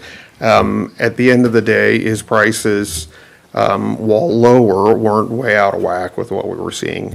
And I don't remember what was the basis of the original the original SRF. And it may be, some of these are weird because of the years that we use on the project names. I don't know if we actually applied for SRF in '23. I think it may have been 24, 25.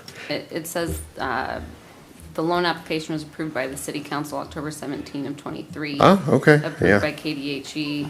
Yeah. Approved by council 20. I do not know what was in the original estimate, and I could take a look. I mean, being $500,000 under is a good thing. I just wanted to ensure that, like, the scope of the work isn't changed and we're not, I mean, in runaway inflation times, we're not. I don't think we've changed it. This is one of those legacy projects that I haven't unfortunately spent enough time digging into, but I don't think it changed from what we had back then, so. I mean, some of what we learned has made it more expensive too, especially with the BABA requirement, so it does surprise me as well, but I would have to take a look back and see what they'd used. Depending on who was doing the estimates, maybe it may also be that the 1.4 includes contingency, whereas we don't include that in this, so that may be on top of that, but I would have to take a look. Wow, that was a long time ago for the application. Council, have any more questions? Comments from the audience? Okay. All right. Thank you. Of course. I guess I would just be looking for a motion. I move to accept the bid award Davis Building for the 2024 water main replacement project in the amount of $1,061,317.25. Authorize staff to issue the notice award and authorize the mayor to sign. Second? Truen? Yes. Garza? Yes. Goss? Yes. Fast? Yes. Magers? Yes. Item 9D, consider bid results for CCLIP resurfacing K61 from US 50 to 17th Avenue. Good evening again, Council. Cecil Weibel, Director of Public Works. This is very similar to what you just heard about the last project, but this is a CCLIP project. It is going to be resurfacing K61 from US 50 to 17th. This is doing the opposite of what we did last with K61 project. We're doing, I believe this is doing the southbound or northbound lanes. We did southbound last time, I believe. So there again with this process, our initial engineering estimate came in at $550,756.01. I don't know where we get the 1 cent sometimes, but we only had one bidder come in on this one, and it was APAC Kansas. There again, a known entity that's been working with us for years. They came in at a bid at $437,617.41. So a favorable and well within what we had estimated. Our recommendation is to move forward with this bid, and no surprises to come from this one. Okay, council, any questions on this bid? I'm shocked you only had one bidder. I believe we had a second that came in late, but they were after bid had closed. Gotcha. And so you don't look at them at all? Nope. All right, no question. Any questions from the audience? If not, looking for a motion. I move to accept the bid of APAC Kansas for the CLIP resurfacing K61 from US 50 to 17th Avenue in the amount of $437,000. $437,617.41, and authorize the staff to issue the notice of award and authorize the mayor to sign.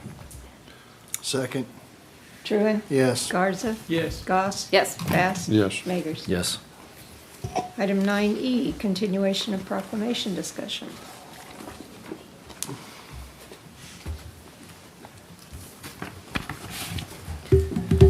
Cody Smith, Assistant City Attorney. Council, we're here to discuss the proclamation policy again, presented briefly at the last meeting.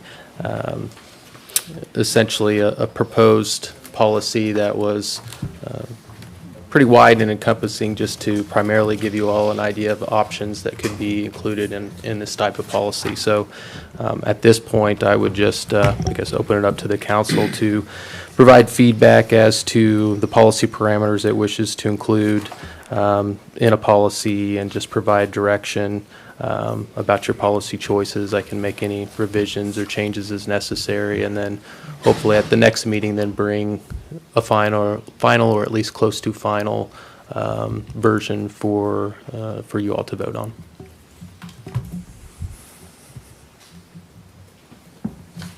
Comments on this council? Questions?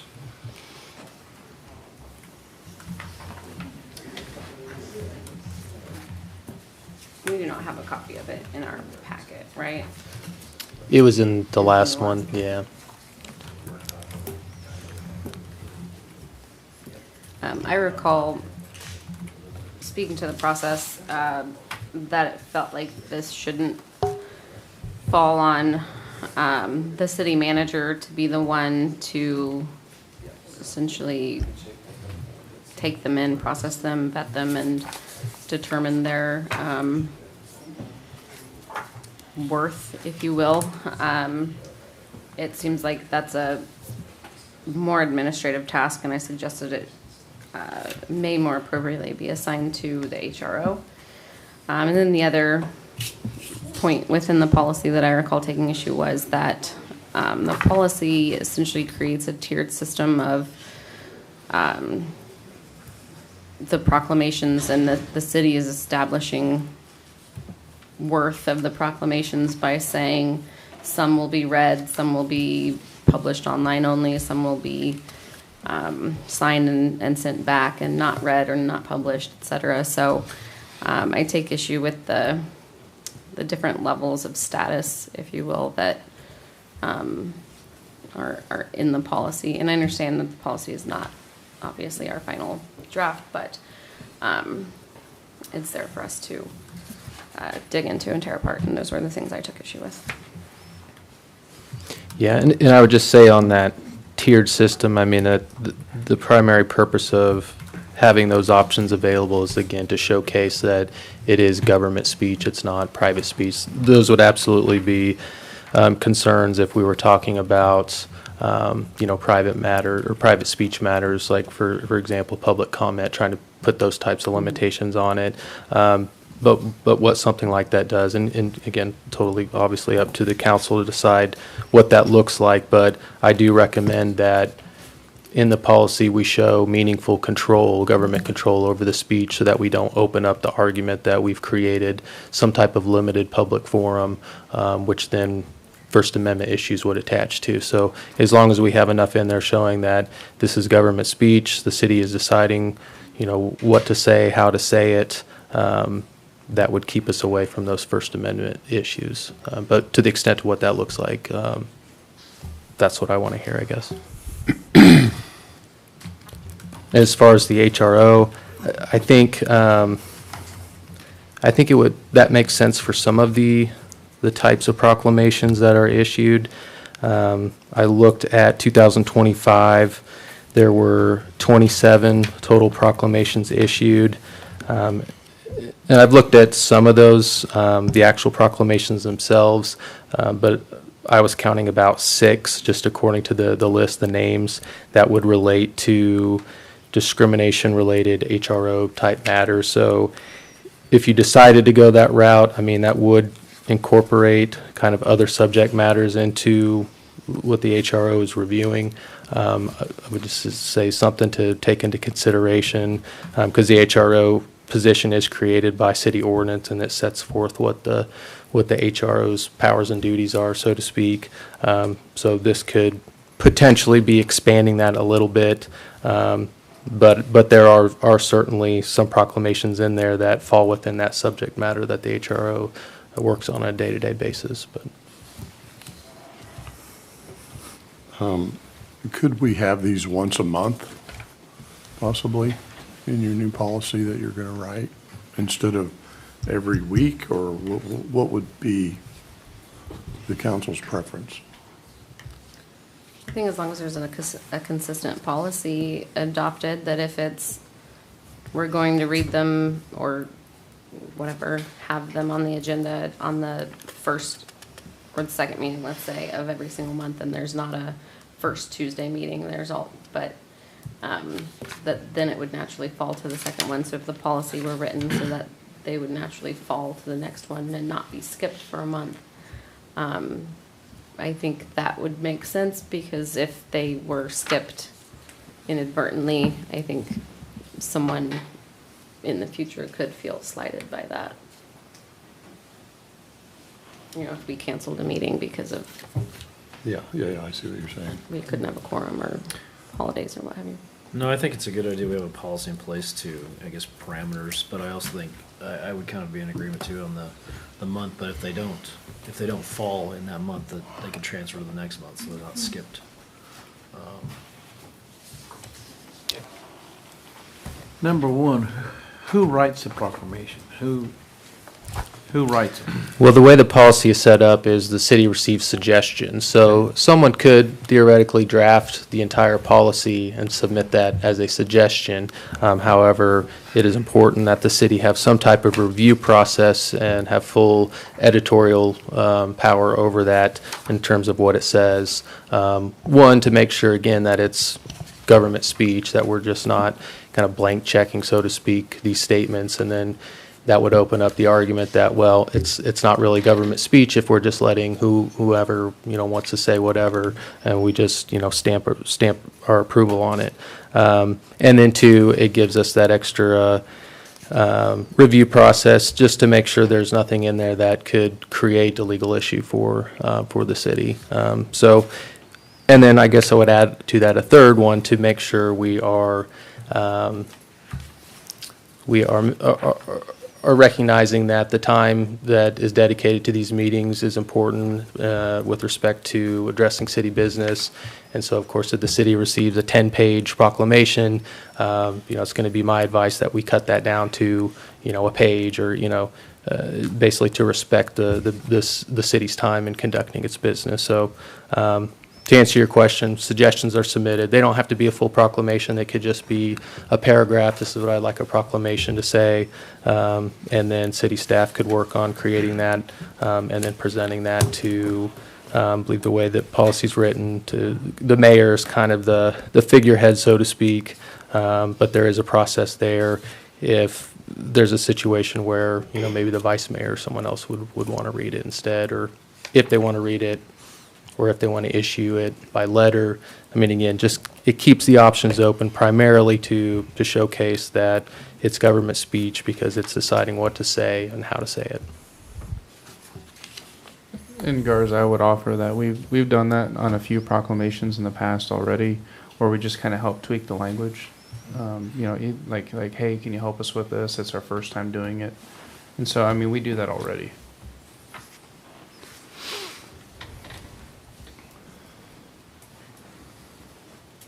Any more questions from council on this item?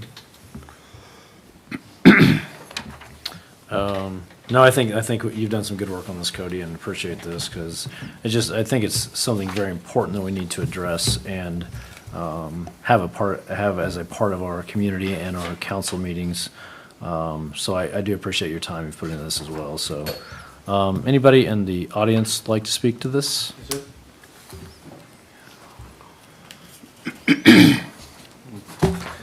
Chris Link, 3506 North Lorraine. So what are proclamations? To me, from listening to Assistant City Attorney Cody Smith, it's an official announcement of the entity proclaiming it. It would be official speech of the city. So this sounds pretty official to me.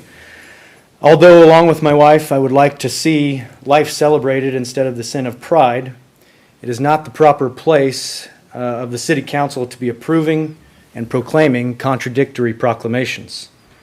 We saw that tonight. I don't know if they would be approved, but we saw contradictory statements that could be coming out of our government's mouth each month. Secondly, as we saw tonight, the city is not needed for proclamations. The people can do it. We have this forum. You guys have given it to us, and we appreciate that. And if they don't feel comfortable doing it during this meeting, they have representatives, you council members, that they can come to and communicate through. And you guys have your time at the end that you could make a proclamation if you agreed with it, that you could make comment for. I don't think it is necessary for the city government to get into the business of making a lot of the proclamations that would be coming through. Lastly, the purpose of the government is to be impartial, enforcing justice and ensuring that people's rights are protected. The rights that were given to us by our Creator, Jesus Christ. Lastly, I'm sorry I said lastly last time, but our strength does not come from our diversity. It comes from the Lord. Psalm 27 says, "Some trust in chariots and some in horses, but we trust in the name of the Lord our God." That's all I have to say. Thank you. Thank you. Anyone else?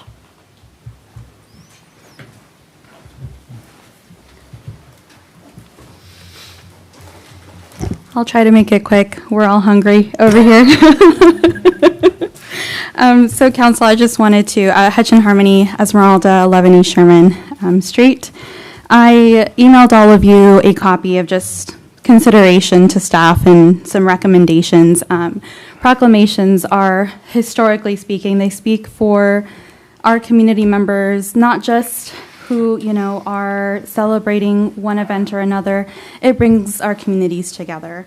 Last year, 29 proclamations were actually read before City Council, and those were proclamation honoring Pastor Darrell Peterson, Hutchinson Community College Blue Dragon football team when they won. I know that wasn't something that we could have all said, could have thought that was going to happen prior to it. And so then when it did and it came up at the following meeting, that's when we celebrated them.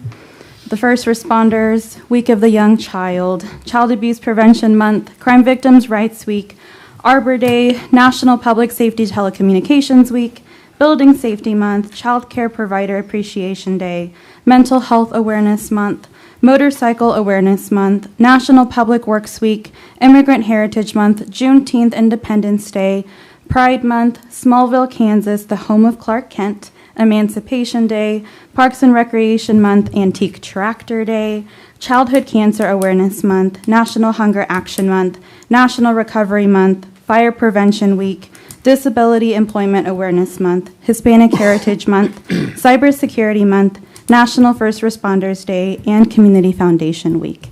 I think that when you look at those 29 proclamations, they encompass a lot of factions in our community, thinking of KLC language here. And when we take a moment to look from the balcony and say, what kind of community do we want? That's the type of community that I want. One that celebrates and honors and respects, even if we don't all agree. Like Tractor Day, it's kind of not my thing, but I'll honor it because it is somebody else's, right? So these recognitions, they foster civic participation, community pride, and belonging. But I'll just go through the recommendations that I emailed all of you quickly. Establishing a clear public proclamation policy, one that also your constituents know. If they don't know, then they don't know. Encourage early submission, obviously, recommended 15 to 30 days prior. However, previous deadlines that we have followed as Hutch and Harmony has been the third Friday of the month before the first Tuesday City Council meeting, or Friday at noon prior to the first or third Tuesday City Council meeting. Benefits include adequate staff time review. We have worked with a lot of organizations that work with our HRO in the past, and being able to write that has been just wonderful, so that obviously it's not a 10-pager, but one that can be read within 3 to 5 minutes. Providing a standardized template would be helpful for people to look at so that they kind of know how to navigate that if they want to do it themselves. Recommendation 4, designating one recognition meeting per month. I think that would suffice, so long as there aren't 20. If there are, then maybe adding a second one. Establishing presentation guidelines as stated before. Organization representation, having a designated spokesperson per proclamation. They may accept it and offer brief remarks. This preserves the celebratory nature of the recognition while also maintaining meeting flow. Recommendation 6 is encouraging broad community participation. We maintain, an inclusive approach to proclamation requests rather than evaluating whether one is more important than another. Considering, what should be focused on is community relevance, positive civic impact, connection to Hutchinson residents, of course, and compliance with submission requirements. We believe that when residents student groups, nonprofits, businesses, faith communities, or civic groups take the time to prepare and submit an application or a proclamation request, that they're participating in civic life and should be encouraged to do so.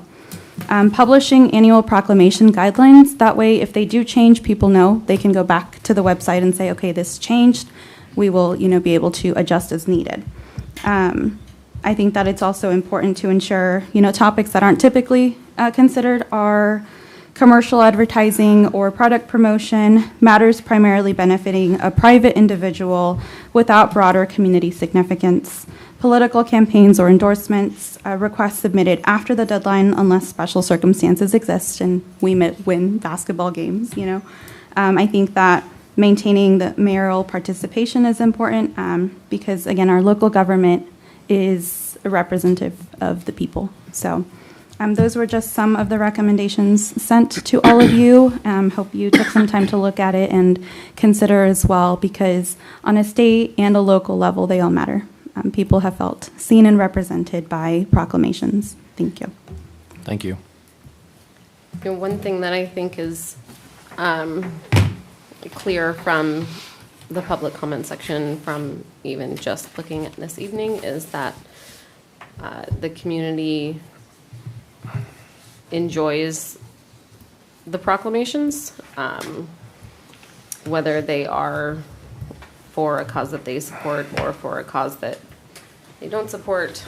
They enjoy hearing the ones that they do support, and I think this is one of those, don't yuck my yum situations. And this is a tradition that we've done for a really long time. And there was something else I was going to say. I'll think of it in a minute. Any other comments? All right, next item. Well, so are we hoping to come to a conclusion with this at some point? Yeah, I think that's the conversation Cody's been having with us, is about coming to a conclusion. Want to see if there were any modifications, changes made with this draft, and then I guess what come next time with final details or whatever, because I picked up some more things too that I think would be some good things in there that Esmeralda brought to our attention as well. So. Yes, if you think of anything additional, just feel free to email that to me, and then I can incorporate, revisions into it. If there's kind of different versions, I'll try my best to give different versions, for options. But I will say a lot of things that were mentioned, the policy, the original one, does contain a lot of those.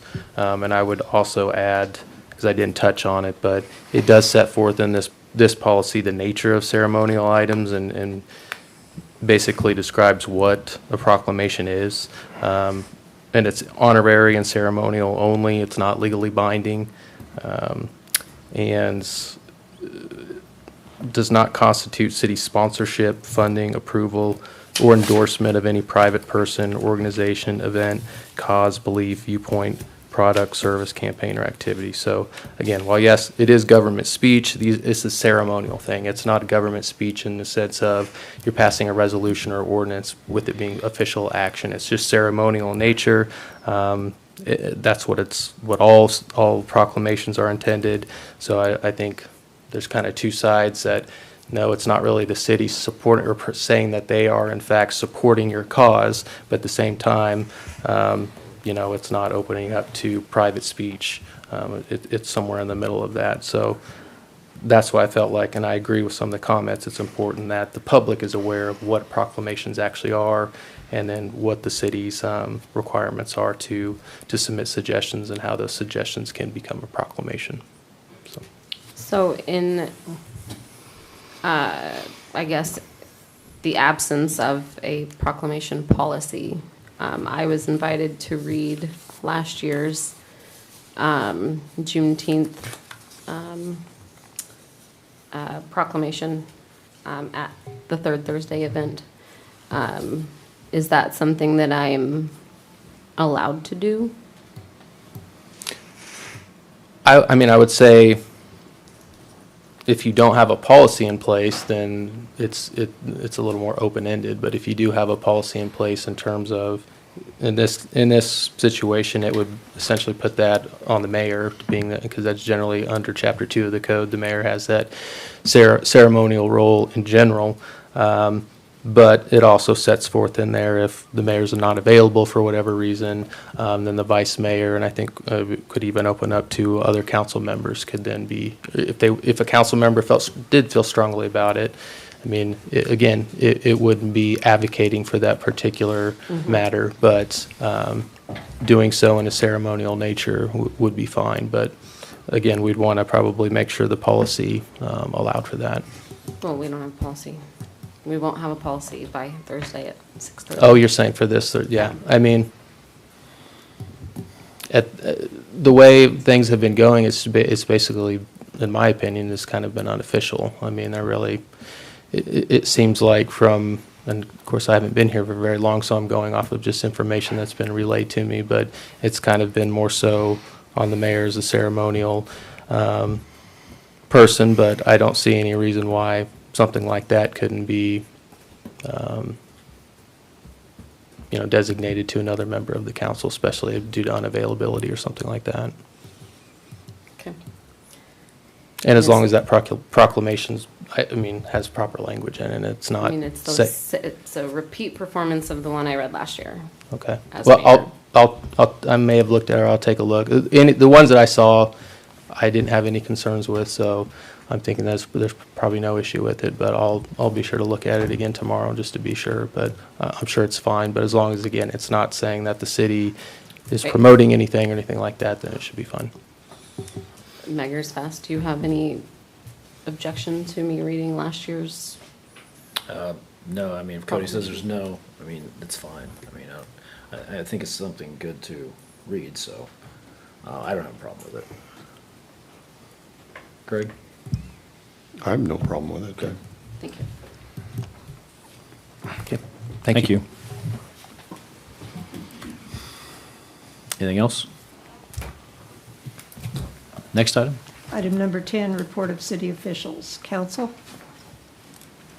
Who wants to be lucky contestant number 1? Well, I will, and I don't have anything.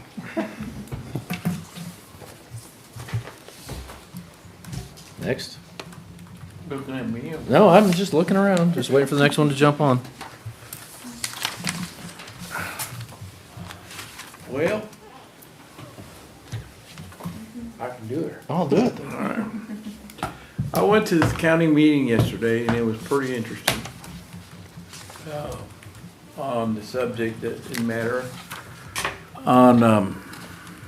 Very interesting on data centers. And knowing what I learned from there, I learned a lot from data centers and how people in this town on data centers. It's changed my mind quite a bit. I used to, I don't know whether I should say what I think. I don't know. To tell you the truth, I slept on this thing, and it was a pretty something different meeting in the data centers yesterday. I learned some new stuff. I learned some stuff that was already there. And I think, for me, have we decided what we're going to do next on the data center, where we're going? Are we just going to let it sit out there, or what? On what we're going to do? As far as I'm concerned, I don't know. Is it legal to say what I think we should do, or what? Because what happened yesterday, we don't need it here. We don't need it in our council. And they did a good job. The county commission did a good job. But it just, what I witnessed, we need to do something. And I think, as I was thinking yesterday, my position on it, I think we should decide to do what Mrs. Goss did one time, is do a moratorium on it. And unless you guys think we should need more information, but I got a lot of information when I sat there. Me and Mr. Truant over there, we were sitting next to each other. And I think you can't, I thought about us doing, going out for bids, not bids, voted it out. But I come to find out it's gonna cost us $40,000 to put it on the ballots. So that's not a very good idea. I thought about banning it. We can't ban it. Found out just by listing yesterday, we can't ban it. Where we'll be in trouble legally that I know of, you can state on that if you want to, but that's what I learned from their lawyer. So I think we should do mandatory, oh, I can't even pronounce it. And this is when I read your draft a little bit deeper, that she had a draft at one time. And mandatory just makes it, and I think we should do it for 10 years, mandatory. Because we cannot, the people that we do have data centers in our town right now, they're little ones, but we don't want to put a problem on the data centers we have in town now. I suggest we get on top of it, and I would suggest we do a moratorium on them. And but that's a discussion for all of us. And I've had a lot of people call me that are for them. I had a lot of people call me that are against them.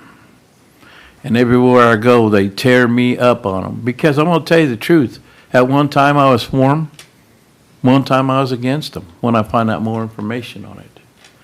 And I'm just a human being just like everybody else. I went and found out on data centers. I did some research on them. And there's research saying that everybody's saying about the water and the air pressure and all air system on that. What I've learned to find out that I learned is that there's a new modern stuff out there saying they're not going to do it. They're not going to go that, how they use the water and so forth. But here I am as a city representative, and I always tell the people, I'm for the people, by the people, and of the people. And of the people have told me they don't want them. But we can't just do it. We have to have a certain way we're doing it. You can't put it up for election because it costs us too much money. You can't. What did I say that? I can't. What do you call it? Kick it out. There's a lot of rules of the system, man, and I learned a lot when I was sitting there. So I thought I would bring it up when I had the time to talk, and I got educated yesterday. When I went into the education over there, just listening to the people sitting around me, they were mad. They were mad. And I learned that we can't do what we think we can do. So I came up by me just sitting there, and I had Mrs. Goss's things in my desk, and I went over there and looked at it. And my thinking, just from that meeting, is that we do a moratorium. And we need to do it pretty fast. Because we got to get going on this, and it's tearing our town apart. It teared the citizens apart yesterday where I was. And they had a right to be there, just like everybody else has a right to be there, and they have a right to speak their decisions. And they are the people that put me in power. And I have to listen to them, regardless what I think. Because when you're a city commission, the first thing comes to your mind, we have to get taxes in here. We have to get more money. And I do know that the things that I've seen, those things are supposed to bring us a lot of money. But we have to think of people's thoughts and what they think. So my little speech today, I was thinking about this all night, sitting, can't sleep, and my thinking where I sit is we should put a moratorium, a 10-year moratorium on it, and that's the best thing I came up with. It's like I said, you can't kick them out. There's a lot of regulations on it, and I learned that yesterday. A lot of regulations on it. So I learned a lot. And like I said, there's people out there telling me I'm shifting. You're for it, you're not. Well, that's my job. My job is to learn everything I can on it. I learned a lot of good things about it, a lot of bad things about it, but we have to take care of the people I represent, and they don't want it. So if we don't want it, we have to figure out how we're going to take care of it. In my point of view, the best way of taking care of it is the moratoriums. So that's what I think as a representative, and when I went to the meeting yesterday, I thank all the people who went to that county meeting. And we have to start moving on as far as I'm concerned. Other than that, that's my job as a representative. I thought I would tell you what I thought. That's what I think. Thank you, sir. Thank you. Yep. All right, Stacy.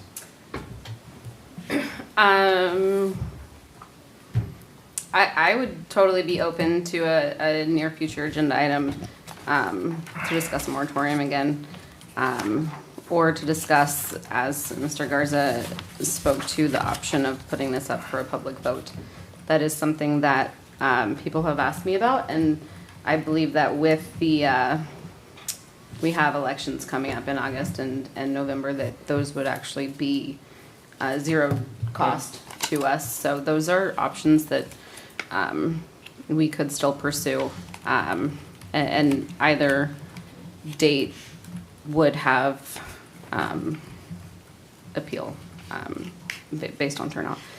A quote that I read from an article out of St. Louis that someone sent me about a moratorium. Their mayor said, while St. Louis is already home to 12 data centers, which we know are important to the modern economy and local industries like geospatial, finance, and healthcare, we as a city are committed to a simple principle. We want St. Louis to be open for business, but business on our terms, and that means we're only going to allow the development of data centers if the community benefits. So they outlined a number of enforceable pieces. So again, I would be open to continuing this conversation in a future meeting. I was not able to attend last night. We were in the car coming back from vacation, but I listened to what I could hear on YouTube. It was an interesting meeting. And I had a couple of thanks that I wanted to mention. The first one was the Superman Smallville folks, everybody who attended the festival, everybody who helped put it on, who helped bring people in from out of town, the vendors and everybody. Thank you for bringing that to the community again and again. I think it's a fun, kind of a kitschy thing that we do here in Hutch, that it's our claim to fame, and no one else can say that they are Smallville.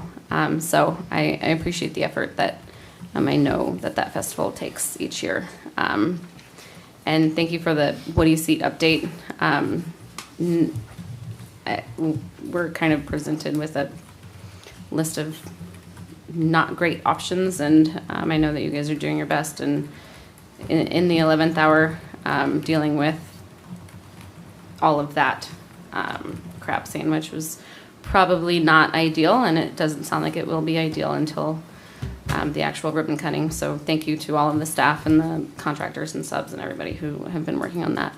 And thank you, Mr. Lady, and everybody in your department for, like you said, 40 properties that are currently under consideration. I think this was a huge project that we started tackling, and piece by piece, we're starting to see the benefit of holding people accountable, homes being remodeled that people are moving into, businesses that are opening their doors and are now contributing to our community. So all of that because we decided to start cracking the whip on our code enforcement, which is such an important tool that we have in our tool belt. And that is the end of my remarks. Okay, thank you. Mayor, excuse me, you realize it's 9 o'clock? Hey, you want to go for another hour? No, You can. no. Is that your request? No. Well, we can bake an executive session. No. Hey, I ended it at 7 last time or something like that. It was super quick. Anyway, I have some comments. Thanks for staff. Thanks you to staff. Stacy already stole my thunder with the Woodie seat. I appreciate all the extra hours and time that has been spent trying to rectify that situation. Juneteenth this Thursday. And I think that I'll just end this with the text I got today at 4:38.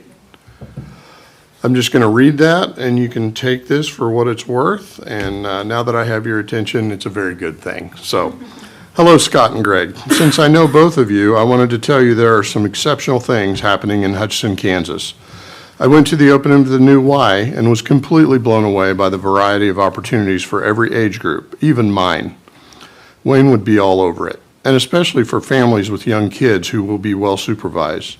Then, Saturday evening, the Fox Theater showed an exceptional video created by Josh Davies highlighting the beginning, development, and continuation of the precious fox through the last 95 years. Next, on to the landmark. Absolutely amazing. I'm sure Nation is smiling at Laura and Mike for their foresight and follow-through. And my sincere thanks to each one of you and the many others who continue the goodness and foresight that came before us and moves us forward. Helen Monroe and Wayne, watching from heaven. That's all I got. Thanks. That was a great text.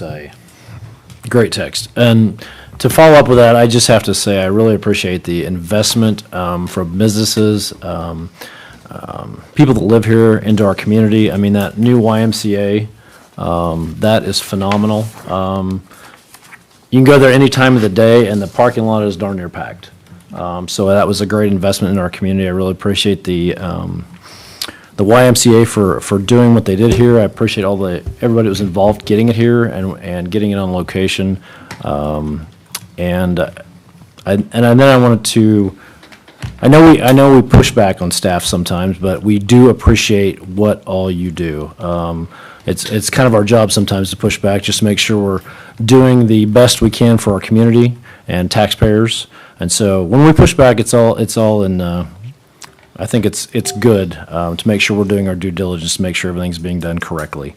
And then there's great events we had. The Smallville looked like there was a great attendance to that. There's just a lot of great things going on in our community. That Fox, I saw some stuff on the Fox deal too, and that was pretty cool. So let's see, I think that's all I've got. Oh yeah, he had nothing. It's all you.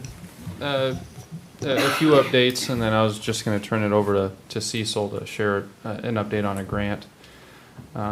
One program that we're looking forward to rolling out is the kind of tree abatement issues around town. And so we're obviously aware of the grant that we've received, and we kind of shared the map. But things that we've been trying to internalize, it is also putting a program in place to tackle more than just the trees that were shown, and to be more programmatic about how we're doing that.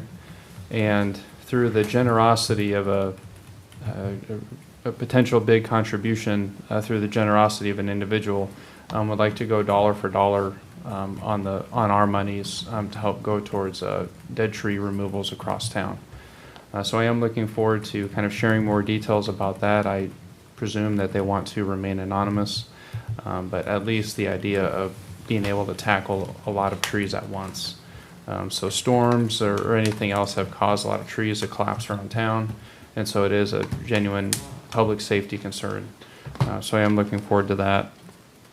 A little bit of a plug on the trip to Japan. I know we got real beat up over that, but during my trip there, when we met with Takako, we did say, hey, if you ever want to expand, or if you're looking at opportunities to expand here in Hutchinson, let us know how we can help you. So it is great to see at least a little bit of fruit coming from that. So anyway, I just wanted to throw that out there, and then I'll kind of turn this over to Cecil.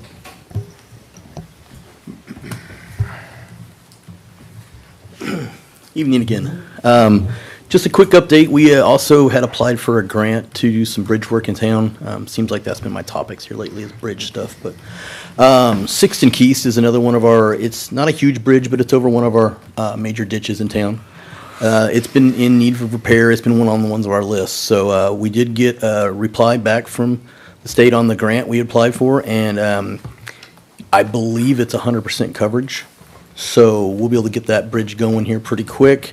I think we already had the plans and everything drawn up, so now it's just a matter of finalizing some paperwork and seeing when we can get that one into the list, but just kind of wanted to update on that. That's, we are making progress. It doesn't always have to cost us money, so, but, yep. Thanks, Cecil. That was Yep. worth the wait. Yes. Anything else? They can make mandatory on how long our meetings are, but no.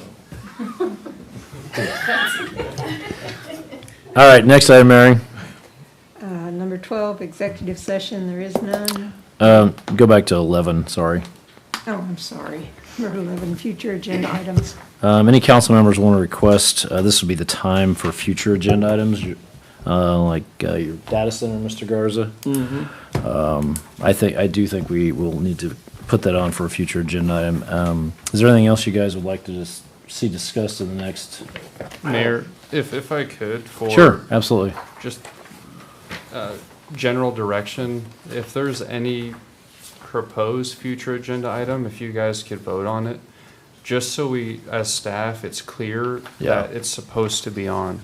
Because there's been times where it's been talked about, it doesn't get on, or does get on, and it would be nice if we could clean that part of the agenda up.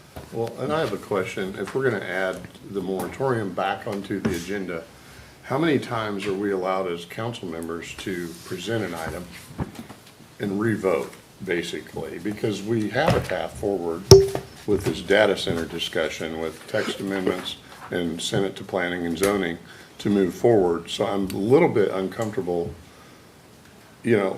putting this back. I mean, I know we'd change our minds and things change. And maybe I guess that would have been my answer is, as a body, you have the right to change your mind.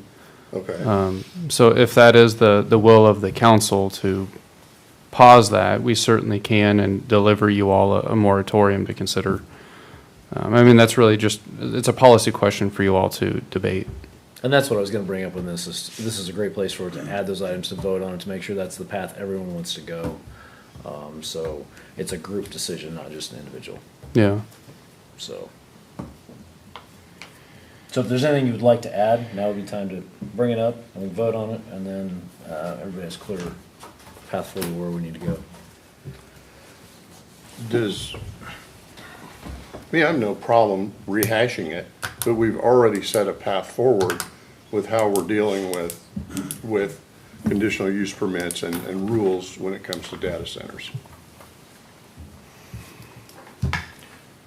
I'm going to say that I'm not sure I'm for a moratorium yet, but I do agree. I think we ought to discuss putting it on a August or November ballot. I do agree with Steve that it was crazy last night. Granted, how many, were the ones that against it were that were the most loudest? Were they the only ones that showed up? Because there's a lot of times when people are for something, they don't show up. And I've received multiple emails from people that are for them and saying we should go for them, but then also I'm hearing a good portion of the public. I'm at that point right now. That was suggested to me that we put it on a ballot and we let the community vote on it. Only problem, my first thing was voting on it, but when I found the cost. Well, there should not be any should cost be no because we cost. have That's to. different. That's off the table, but Okay, hold on. Go ahead. So Cody and I actually had this discussion, not in any formal discussion, it was very casual. Would you mind kind of advising on putting it on the ballot? Because that was something that I'm like, hey, Cody, could we do this? And then he kind of informed me of that. So I looked into this a little bit, and I can dig in more and give you a more formal opinion, but due to the nature of what we're dealing with here, we're talking about zoning laws that are established by state statute. We've incorporated those into our own city code, but those particular state statutes are uniform, so we do have to follow those. We can't charter out of those and operate under our own set with respect to zoning. So with that said, elections cannot circumvent what the law says. So if we do have an election, it would be what they would call an advisory election. It would not be a binding election. So it would essentially be, hey, what is the public, what do you think about this? and then you'd get the response, and you could do with that what you want as a council. But as far as the procedure goes, it's a big difference when it's an advisory election, because then it's subject to the county election officer, whether or not to hold that election.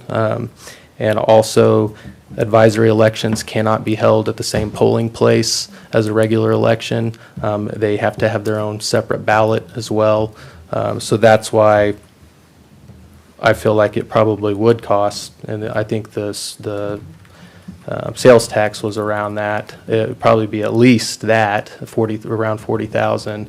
But if it's a whole separate, polling place and everything, it could be more than that. So, again, I didn't dig into that real specifically. I looked at just kind of generally at it, but that's what it was looking like to me. I have further discussion. There's a group of people that think we have too many fast food restaurants. Should we vote every time a business wants to come to Hutchinson? What about another Tyson's factory, production facility? I mean, maybe I'm stretching here a little bit, but I think when we start voting to pick and choose what businesses we allow or how we allow them in, that's just not a good path to go down. So it feels like we're debating the subject matter and not just saying, do we want to talk about it more because we're talking about it more. So I feel like we do want to talk about it more. And having an agenda item at a future meeting would give everybody that time to speak and to hear from people. Yeah. So where are they at on the regulations they were working on? Do you have any idea? I know that it went through planning and zoning, and I want to say in either the first or second meeting in July, it'll come to you all. That's roughly where we're at. And that's probably something we should wait on. Just my thoughts. Perhaps at the time, just thinking out loud, if you all want to have a moratorium, you could always just send it back to planning and zoning, for them to then consider that. I'm just kind of throwing something out there. Yeah, they approved the temporary regulations, and so now there's a period of time which has to expire, and then that's why it'll be placed on the July council meeting for you all to look at. So, and I do think since it is with the planning commission, I don't know. I mean, it's kind of I guess a question of practicality more so than anything, but I don't think a council then can say stop that process once it's started. I mean, ultimately, like we talked about, you still have the ultimate decision, of course, but I think they would follow through with the process and then submit to you all their recommendation. But, if you have all decided that you wanted some type of moratorium before then, I'm sure they would not want to, exercise something that was futile, but with that said, again, because we're dealing with zoning laws, and I talked about this in terms of why it was recommended that the conditional use permit process be followed or be looked at, is because our code provides what looks like could be a matter of right, or at least subject to interpretation by the zoning administrator. So I think it's going to be difficult to legally justify an outright moratorium without going through the planning commission as well. So that would still need to be a process that would go through the planning commission, since technically it would be an amendment of our current city code, which arguably provides the right for data centers and battery energy storage systems. So it sounds like we just need to wait for that to come out in July, and then we can kind of go from there.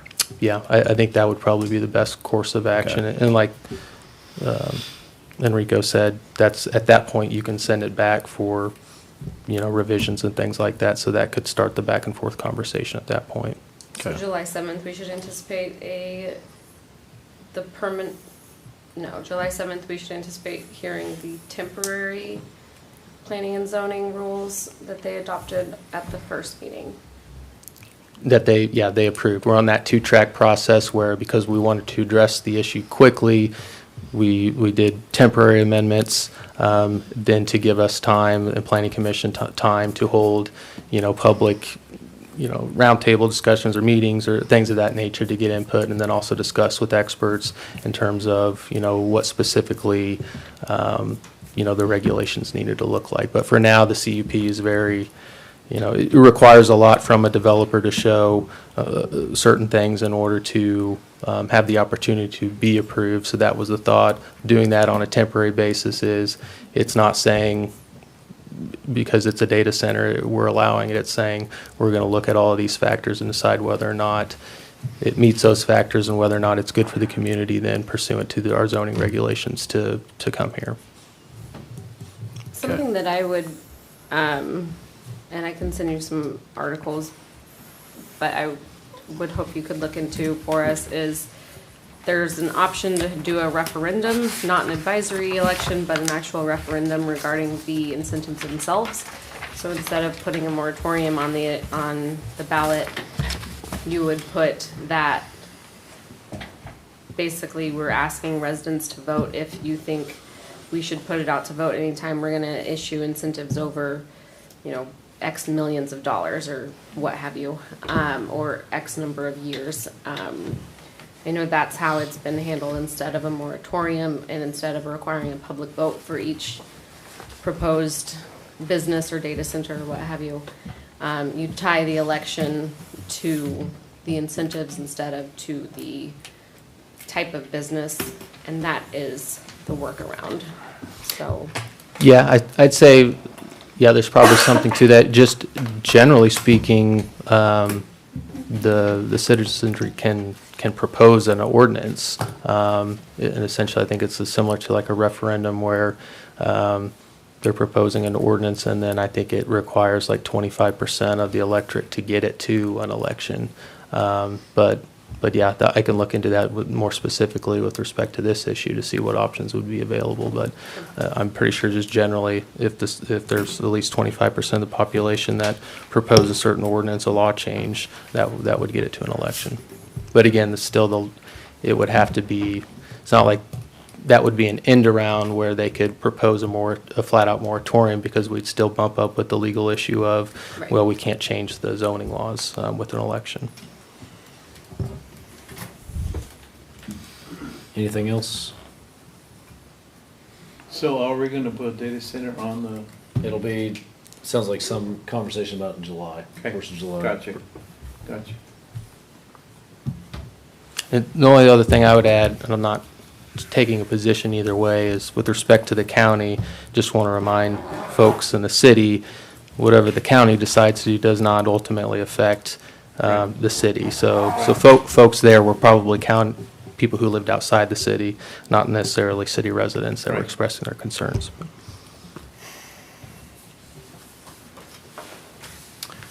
Okay, if there's nothing else, then I'm looking for a motion to adjourn. Move to adjourn. Second. Trent. Yes. Garza. Yeah. Goss. Yes. Bass. Yes. Maynard. Yes.